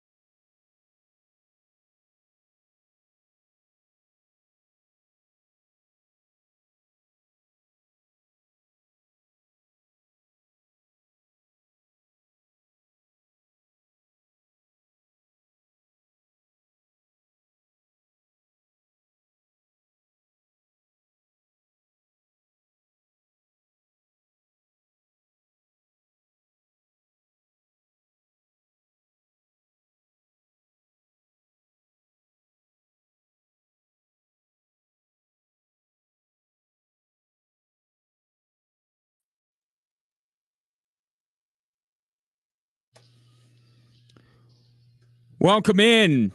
Hour 3 on this Thursday. Great to have you, whether you're listening on 740 KVOR or Extra Sports 1300. And a reminder that both of those stations have apps where you can listen to this show or any one of your favorite shows on either station with crystal clear audio wherever you might go. It is free to download. They are free to download. They are free to use. And they are sponsored by Diversus Health, mental health, and well-being for all. I just remembered what today is.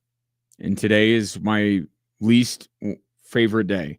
It is the day where the Colorado Avalanche put on the uniform of a team that they are definitely not anymore for the sake of nostalgia and moving merchandise.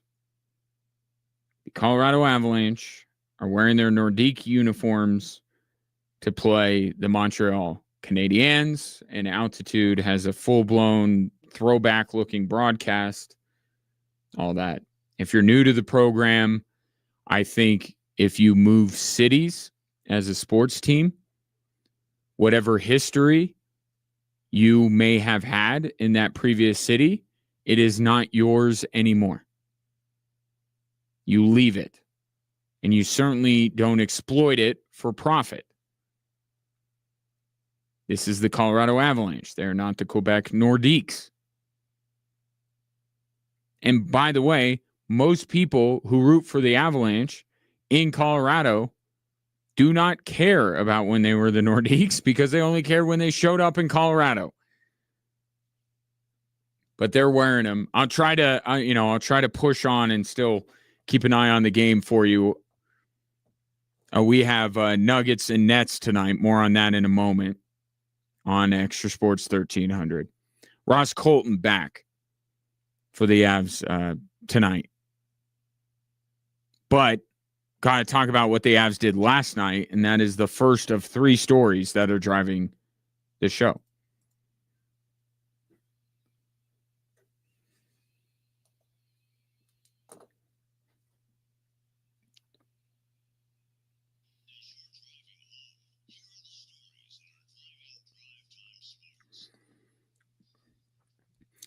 All right, perhaps Avs fans want to move on quickly to tonight's game based on the way last night went, but that's not the way this works. Here's story number 1. Giroux trying to make a play with it. Nelson was there. Now it's Machushkin. And he'll feed it around far side. McKinnon at the line, kept it in. Sanderson off the boards and out. Kachuk empty net, scores! Brady Kachuk puts it into the empty cage. 4-2 Ottawa. Sportsnet Canada on the call. The Senators beat the Avalanche last night by a final of 5-2. Looked like a lopsided loss in terms of the scoreboard. Really wasn't, because 2 of the goals were empty netters, but the way the Avs played, it was a lopsided game. So in many ways, they deserved for it to be a 3-goal loss because they had nothing going. Jared Bednar called them flat and repeated the word over and over again in his post-game media scrum. He was not pleased with the energy and effort level of his team last night. They only had 8 shots on goal through 2 periods.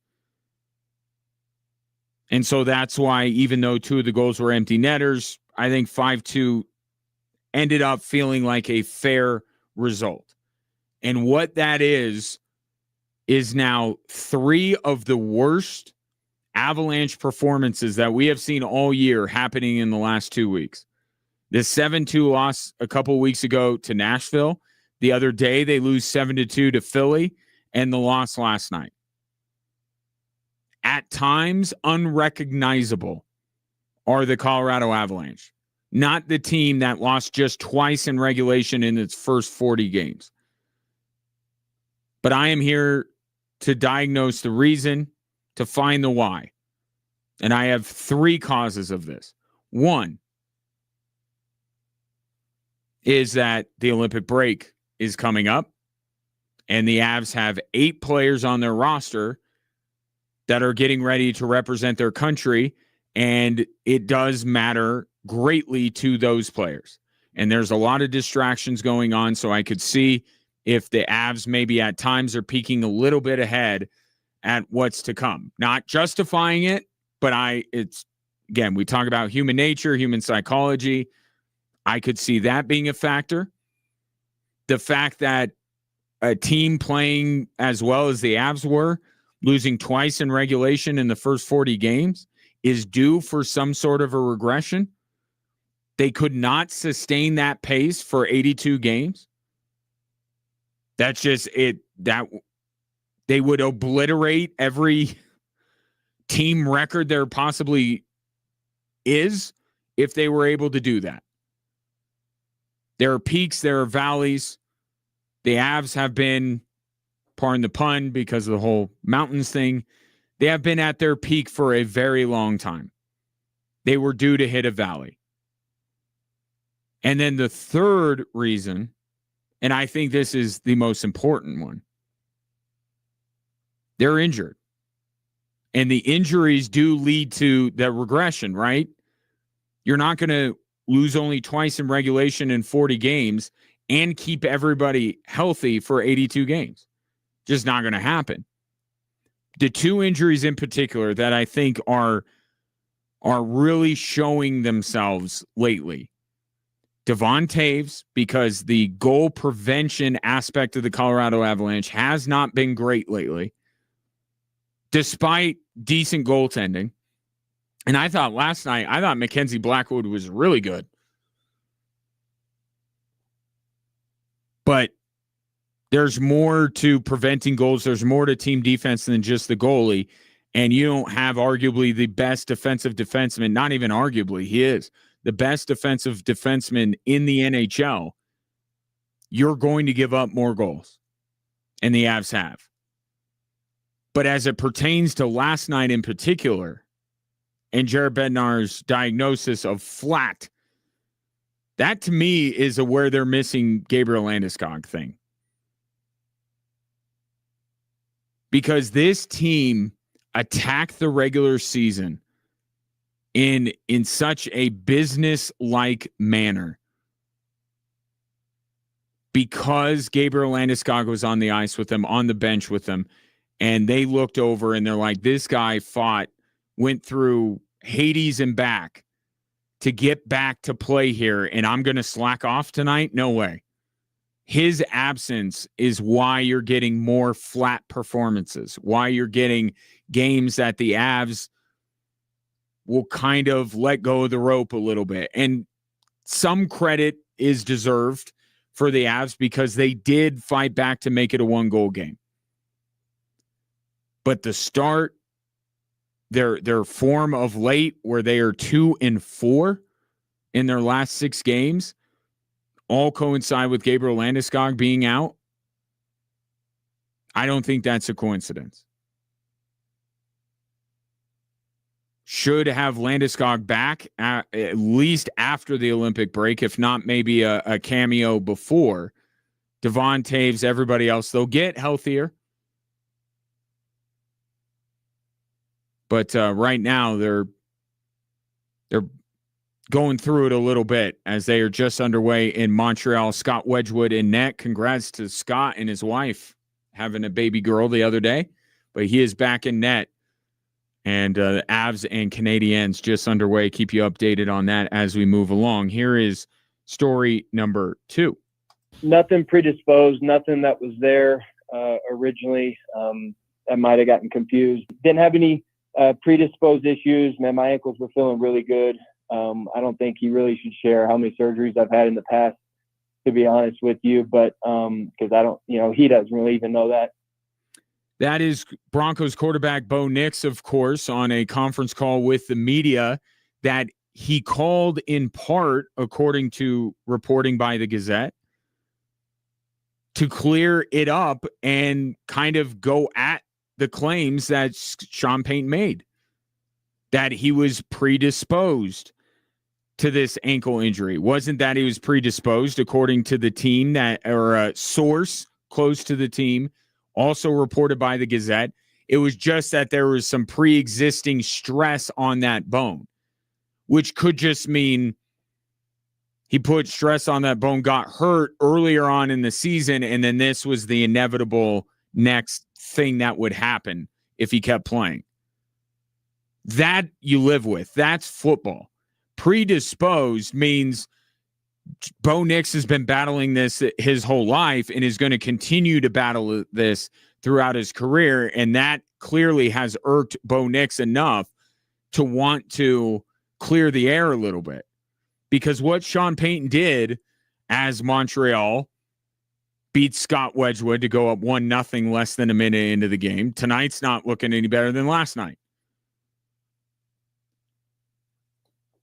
But what Sean Payton did was betray the trust of his quarterback.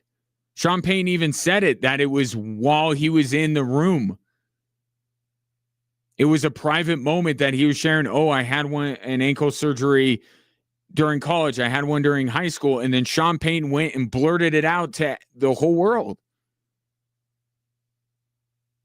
And it's the worst possible time to do it because everyone's nerves are frayed right now coming off of the AFC Championship loss. Now is not the time to be fast and loose with players' injury information. And that could be all this is.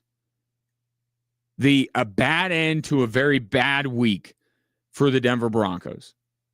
But this is not the first time that Bo Nix has seemed, shall I say, irked with his head coach. And you start to keep a running total. And at some point you wonder if each one can't be explained away on its own, and it starts to be symptomatic of a fraying of the relationship, the most important relationship on a football team between the head coach and, for now, play caller and its quarterback. Bo Nix is not happy about this. Let's not diminish Bo Nix's feelings right now because he knows the implications. Oh, he's injury prone. He's not worth investing in long term. Bo Nix doesn't want to hear that. He doesn't believe that. So now we're up to 2 or 3 of these in just a couple of years where Bo Nix seems to be a little bit irked about his head coach, some of the antics from Sean Payton. Not nothing. Not Dan Reeves, John Elway 2.0 yet, but a situation, as we say in news, to monitor. Now here's story number 3. Over to Murray. Kicks it off. Porter 3. Yes! Nothing but net, and that will be the basketball game. Nuggets lead it by 30 points with 7 minutes left to go in Minnesota in game number 3. One of the last shining moments of Michael Porter's time with the Denver Nuggets, as called by Jason Kosmicki on the Altitude Radio Network. Tonight, Michael Porter comes back to Ball Arena for the first time as a member of the Brooklyn Nets. And it's not often that you have an opportunity to welcome back someone who is part of a championship team. And that's why tonight is significant. But it also rekindles some of the discussion around Michael Porter Jr. And the legacy question comes up. How will Michael Porter be remembered? I think he will be remembered as most often a scapegoat for anything that went wrong with the Denver Nuggets. Right? He was put into this box, had this very defined small role within the Denver Nuggets, but somehow was never given credit for wins, but always blamed for losses. That's what it was. And even when you try to think of the best Michael Porter moment, you have a very hard time. Like Michael Porter toughed it out. He was playing with one arm against OKC in Game 7. Nobody cared because Aaron Gordon was fighting through injury. He hit the game-tying shot in game 1 against the Lakers last year. Nobody cares because Jamal Murray on the next possession hit a buzzer beater to win the game. That is the perfect encapsulation of Michael Porter's time. Everything good that he did was actually overshadowed. His role with this team was not that of a true role player or a bit player. There's something more. But you can't really think of a time where Michael Porter played the hero. But he so often was the GOAT in some of these Nuggets losses. And I think the time apart, if you will, has, especially with Cam Johnson struggling in that role as much as he did before he got hurt, some appreciation for, okay, maybe Michael Porter wasn't the cause of all the Nuggets' ills over those years. And maybe he did help the Denver Nuggets win a title. And I would expect tonight him to be honored with a video and a standing ovation from the Denver Nuggets fans that are there. But that brings up our question of the day. A little bit lighter topic than the legacy question. Who's happier, the Denver Nuggets or Michael Porter after that trade? Michael Porter has gone on to spread his wings. He has no limitations. Doesn't have Michael Malone coaching him. And he's put up big numbers. He's a borderline all-star this year for the Brooklyn Nets. Or the Denver Nuggets, who by moving him have now created more depth than they have maybe ever had. I think they're both very happy the trade went down. Who do you think is happier? 719-247-1313. Avs answer back. Tied up at 1. I believe it was Brock Nelson who scored the goal. What a season he's having. And we are tied up at 1 between the Canadiens and Avalanche. Don't let your eyes deceive you if you're watching the game and see QUE in the column. They are COL. They are the Avs. 719-247-1313. More to come here on 740 KVOR and Extra Sports 1300.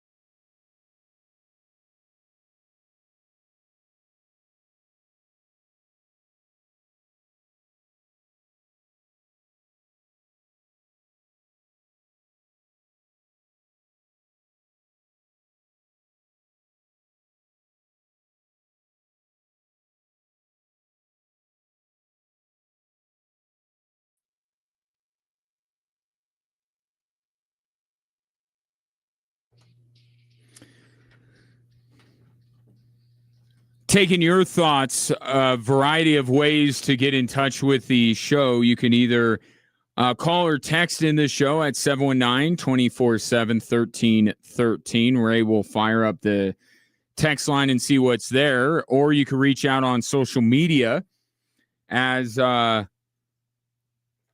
S. Golikson tweeted out, goalie, can I just call you goalie? I'm going to call you goalie because that's your name on Twitter. Saying, I have to disagree with your Avs take. Why shouldn't they honor their history in Quebec? The franchise records date back to Quebec. By your logic, I should not honor my history as a grandson of an Irish immigrant. And he says, friendly banter, appreciate your show. Well, okay, you took it to a very different place, but I like it. Let's go with this. So, and I'll respond to you on Twitter so we could continue the conversation. Two things. One, your family left. Did your grandparents leave Ireland because they hated it there? And they wanted to go to a much better place? Because that's what the Nordiques organization did. So I think there's a little bit of, and also, two, are you selling merchandise for your Irish heritage like the Avs are selling Nordique stuff? They're using it for profit in large part. Okay, so if you're trying to profit off of it, and that is one of your main goals, then I think that you wouldn't want to do that. I get it. They did play in Quebec. In fact, some of it, you talk about Joe Sakic, and some of the highlights of Joe Sakic might be in a Nordiques uniform. I'm just saying, think about how Quebec feels whenever they are reminded, oh yeah, that team that has won 3 Stanley Cups and is one of the standard bearers in the league. We used to have them and we lost them. They abandoned us. So I guess I would also answer your tweet by saying, how does Ireland feel about your family? And in my family, my family's from Ireland and Scotland as well. I think it's an extreme thing you're bringing up, but I actually love it because that's where I want to go. I want the extremes. I want the out there comparisons. This is a business, and they are using this to make money. And also, I don't think Quebec loves. I would love to hear from someone from Quebec, because part of what I am doing here is trying to take up the mantle for my friends in Quebec. So if I'm fighting a fight they don't want fought, please let me know. But I'm just trying to put myself in the position of a Nordiques fan, or a Vancouver Grizzlies fan, or a Sonics fan, and to see the history of my franchise, the franchise I was a fan of, to be continued to be used and used for profit by the organization that abandoned me in my city, I would be a little bit sore about it. And I get it. It's not just for profit. There is a bit of legitimate wanting to honor, and Altitude does a great job of looking back on the time in Quebec. I'm just saying, let's take in all the reasons why they do this. It's like that old saying, the answer is money. What's the question? Same thing with the Broncos, except it's okay because they're wearing Denver Broncos uniforms. Why they wear the throwbacks? So they can sell you the throwbacks. Love the tweet, by the way. I'm going to love it. Let me hit the thing. Boom. It's a good tweet. But that's just one. If you're just tuning in, 2 things about me. Yes, I don't usually have the most sunny outlook on the sports world. But also, I do not like when teams leave cities and then bring back, the throwbacks. I don't like it. I think the history, the trademarks, all that stuff should be left there. And I hope one day Quebec gets its own team. I know they have Montreal, but I'm saying like Quebec City. And I hope that they wrestle all that stuff away from the Avs and we can actually watch the Nordiques play in Quebec. Just who I am. It's my heritage. No, it's not my heritage, but it's just a strong sports opinion that I have. At Gingerly Tweets, by the way, on X, if you want to interact there. Text line, Ray, anything? I got one from Tyler. Okay, first of all, we need to figure out a way that you don't have to like rise out of your seat to be able to deliver the text messages. Can we get something on this microphone so Ray can be comfortable when he reads the text line? Go ahead. Yeah. One from Tyler. The Ravens don't wear the Browns jersey. The brown jersey. What? Correct. So, but what we have to look at, the Browns exist now. So we have to be fair. Right. Did they ever, in the time it took for them to move to Baltimore for when the Tim Couch Browns came about? I don't believe they did. But I'm just framing the conversation in a fair way. The reason why the Avs can continue to wear the Nordiques stuff and the Ravens can't wear the Brown stuff is because the Browns are an actual team. Like they couldn't wear Colts stuff either.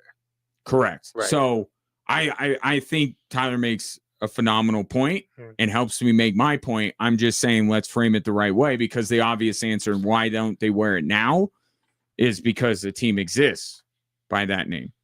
So there's that. So you have more, or you can finally that rest? was that was it. But that actually brings up good, because it's like Denver couldn't wear the Denver Rockets if they wanted to do a throwback, right? The Nuggets. I don't know where that ended up. And what the funny thing is, and I guess it's also speaks to how good of a sports state that we live in. Does anybody want to wear? No, they did wear Rockets-inspired throwbacks. Okay. They've worn Rockets-inspired throwbacks. They haven't completely branded. And maybe that's what, between what I say and what goalie says, maybe there's a middle ground. I think the Avs actually did this. Did they? I don't think it's the right way to go about it, but I think the intent was we'll take the Avs, but also with a nod to Nordiques. And didn't they do a Nordiques jersey with Avs colors? Oh, I see what you're saying.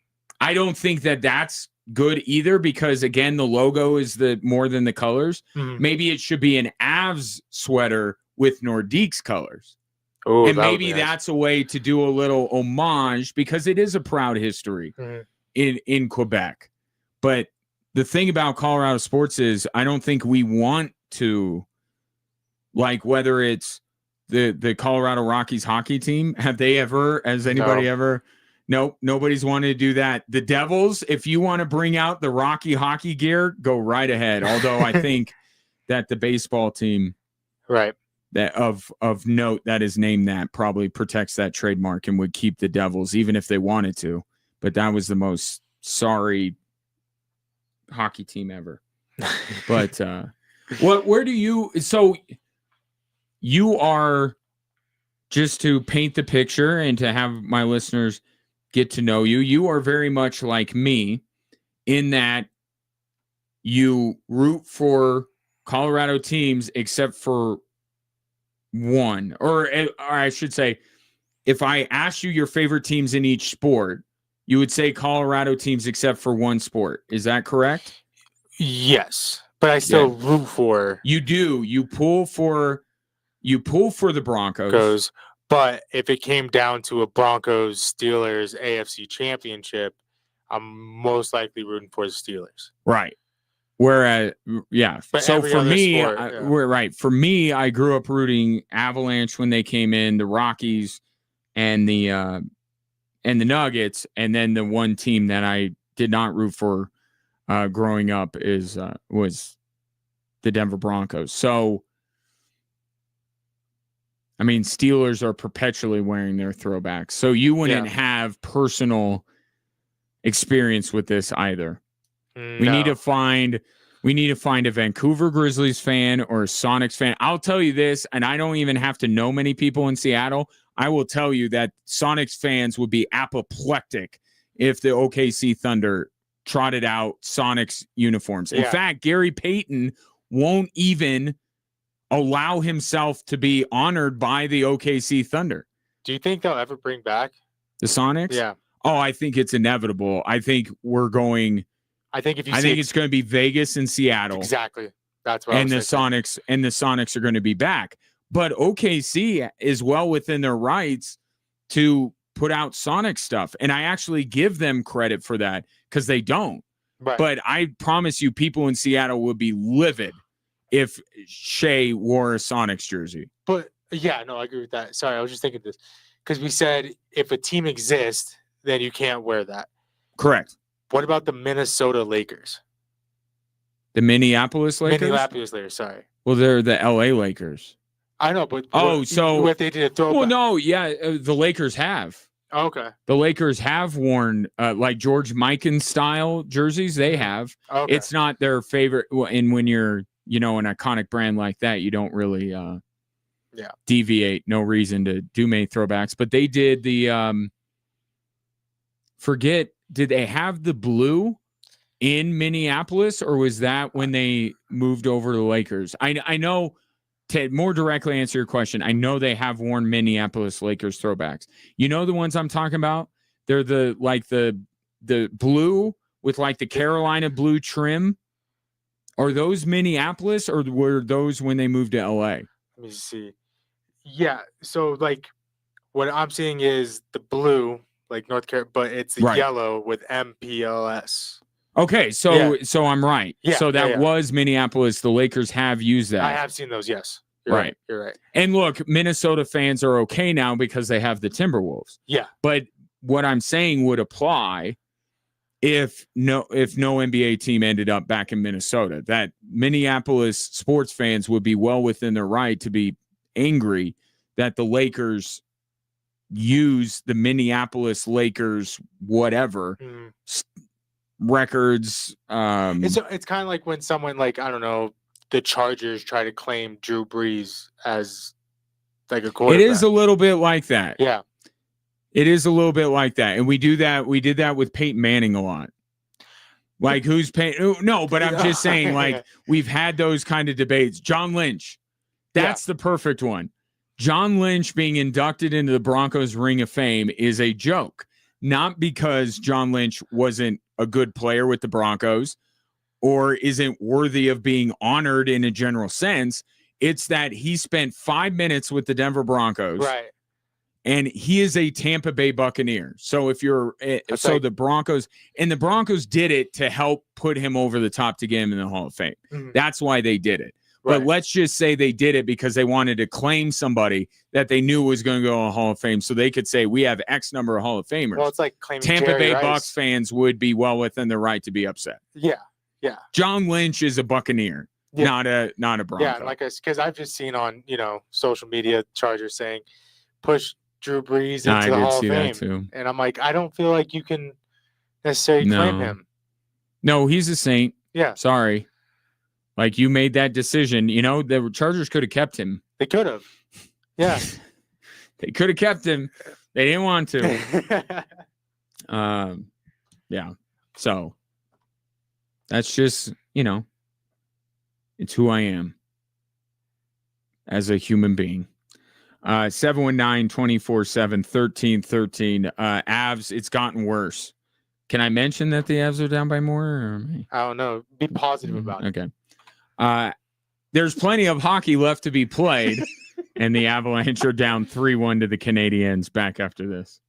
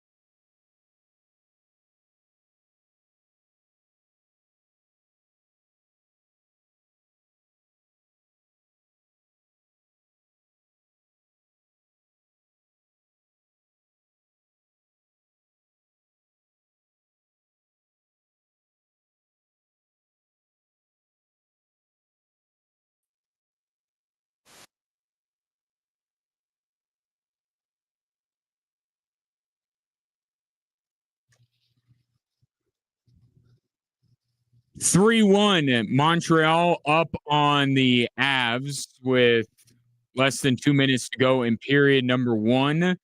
Nick Suzuki with 2 goals for Montreal. Brock Nelson, I was right with the lone Avs goal. And then Noah Dobson I'm going the other way. Dobson scored first, then Nelson. Now Nick Suzuki scoring a power play goal, and then the biggest weakness of this Avs team, Nick Suzuki scored shorthanded. So the Avs power play. Once again, that was one thing last night that we got a break from. We got a break from the conversation about the Avs power play because they didn't get one against the Ottawa Senators. Tonight they do, and Montreal scores a shorthanded goal. Look, allow me to be optimistic. This stretch that the Avs are on may be inevitable given all the forces at play here. How well they played to start the season, the Olympic break coming up, the injuries they have sustained. The Avs, and I said this earlier, the Avs are 9 points up on Minnesota for the top spot in the Central, and they have 3 games in hand. If any team could afford a 2-week rough stretch, it was the Avs. The one thing that I will continue to say should worry you perpetually if you're an Avalanche fan is the power play. Like, that is a real issue. That was an issue when they were winning. It's been an issue over the last 2 weeks. That's a problem. Avs not having Landeskog, looking forward to the Olympic break, just natural regression from an unbelievable start to the year. All that stuff can be remedied. And I expect it to be remedied. In fact, they got Ross Colton back. So already the Avs are healthier than they were 24 hours ago. Power play, though, that's going to continue to be an issue here. Speaking of injuries, David Adelman just met with the media in advance of their game against the Brooklyn Nets tonight. He described this, according to Vinny Benedetto of the Gazette, described Aaron Gordon's headspace as, quote, extremely frustrated. And I understand that. I mean, not only has this guy had numerous run-ins with injuries, but this is a soft tissue injury, and they are the most frustrating of all the injuries because you can't. It's not like go under the knife, get it done. I made the comparison to Bo Nix, right? Bo Nix got the bone fixed, and away we go. 4 to 6 weeks, he's back, ready to go, training camp and all the rest. With Aaron Gordon, it's frustrating because he thought he was ready to come back. The Nuggets thought he was ready to come back. They ran him through the stress test, all good there, and then he immediately gets hurt. Has to be extremely frustrating for Aaron Gordon to go through this stuff. And again, I'm going to say it, don't expect the 4, expect the 6 in terms of the chances of when Aaron Gordon comes back. Because now you're in a situation where this is twice. It's the same with Christian Brown. You may be wondering, why hasn't Christian Brown come back yet? Because the Nuggets are going to make 110% sure that he's ready to go and he's confident in that ankle. Because I don't think he was when he came back. Same thing with Aaron Gordon. Now, and that's not to say it's foolproof. He could tweak his hammy the minute he steps out on the court when he returns. But they're going to make, like, if Aaron Gordon came through the stress test and he was 90%, they're going to make sure he's 100. So don't expect to see Aaron Gordon for a while. No update on Nikola Jokic. The game tonight, and then they play tomorrow. Yes, they have a back-to-back, and then the big one on Sunday against OKC, which you can hear on Extra Sports 1300. NBC's publicizing it like Jokic is going to play. We'll find out. But the Nuggets with not Jokic, not Brown, not Aaron Gordon, take on Michael Porter and the Brooklyn Nets tonight. Now, this is a game unlike the other night where I was effusive in my praise until the frustrating end of that game against the Pistons. I was effusive of my praise of the Denver Nuggets for going up against the best team in the East and walking them down from a double-digit deficit to have a chance to win that game. Now, Jamal Murray misses 2 free throws in the span of 3.5 seconds, which is completely out of character for Jamal Murray. So that's frustrating if you're a Nuggets fan. But the fact that they were right there with the number 1 team in the East without all these players they're missing, it's just remarkable that they can keep doing this. Tonight's different. This Nuggets team should beat this Nets team. My expectation would be the Denver Nuggets winning tonight. And we'll see if they do. 7 o'clock tonight. If you want to hear the game, it is on Extra Sports 1300. There's one other thing that I wanted to get to. Oh, yes, this. One more potential suitor for Davis Webb Services is out of the Davis Webb business. Eagles are hiring Packers QB coach. I think that's Sean Mannion. Yes. He's the only Mannion I know that has ever been in NFL circles. So I did guess that right. Sean Mannion, the Packers QB coach, is going to be the new OC in Philadelphia. And that's a big job, right? The Philadelphia Eagles have been on this cycle where they have 2 great coordinators. They win, get those coordinators stolen. They're not good. Then they get 1 coordinator back or get 2 coordinators that are good. And then they start winning. And then one of them gets poached. So this is a big hire for the Philadelphia Eagles. But the important thing in our world is that the name of the Eagles' new offensive coordinator is not Davis Webb. It is Sean Mannion. So where are we at? Vegas OC head coach options potentially for Davis Webb, although I really don't think the Vegas Raiders are serious about making Davis Webb their head coach. But Vegas, there's an opening. Baltimore, which I said, no matter what Sean Payton tells them, that's going to be a hard job to turn down if Jesse Minter offers it to him, to be able to be the offensive coordinator and play caller for Lamar Jackson. But Buffalo, you could be a non-play caller under Joe Brady. Josh Allen, great, but I think Davis Webb wants to call plays if he's going to leave the Denver Broncos. So Vegas, Buffalo, Baltimore, all offensive coordinator opportunities. And then there's the Broncos, which I just don't fully buy the idea that the Denver Broncos fired Joe Lombardi completely independent of Davis Webb's future. Now, I can believe that they didn't feel like they had to fire Lombardi because Davis Webb was getting interest. Like, oh, he's getting interest, we got to fire Lombardi. But this has to be about Davis Webb and giving him that job.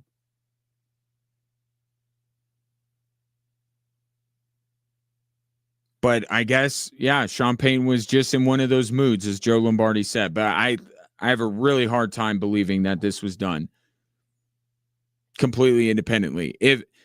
I guess let me rephrase it. I think that the Broncos already had interest in Davis Webb becoming their offensive coordinator, and they also get to protect him from other teams because other teams can't make him the offensive coordinator if they make him their offensive coordinator. So we'll see. But another potential Davis Webb job taken by Sean Mannion in Philadelphia. Appreciate your time. We'll talk later.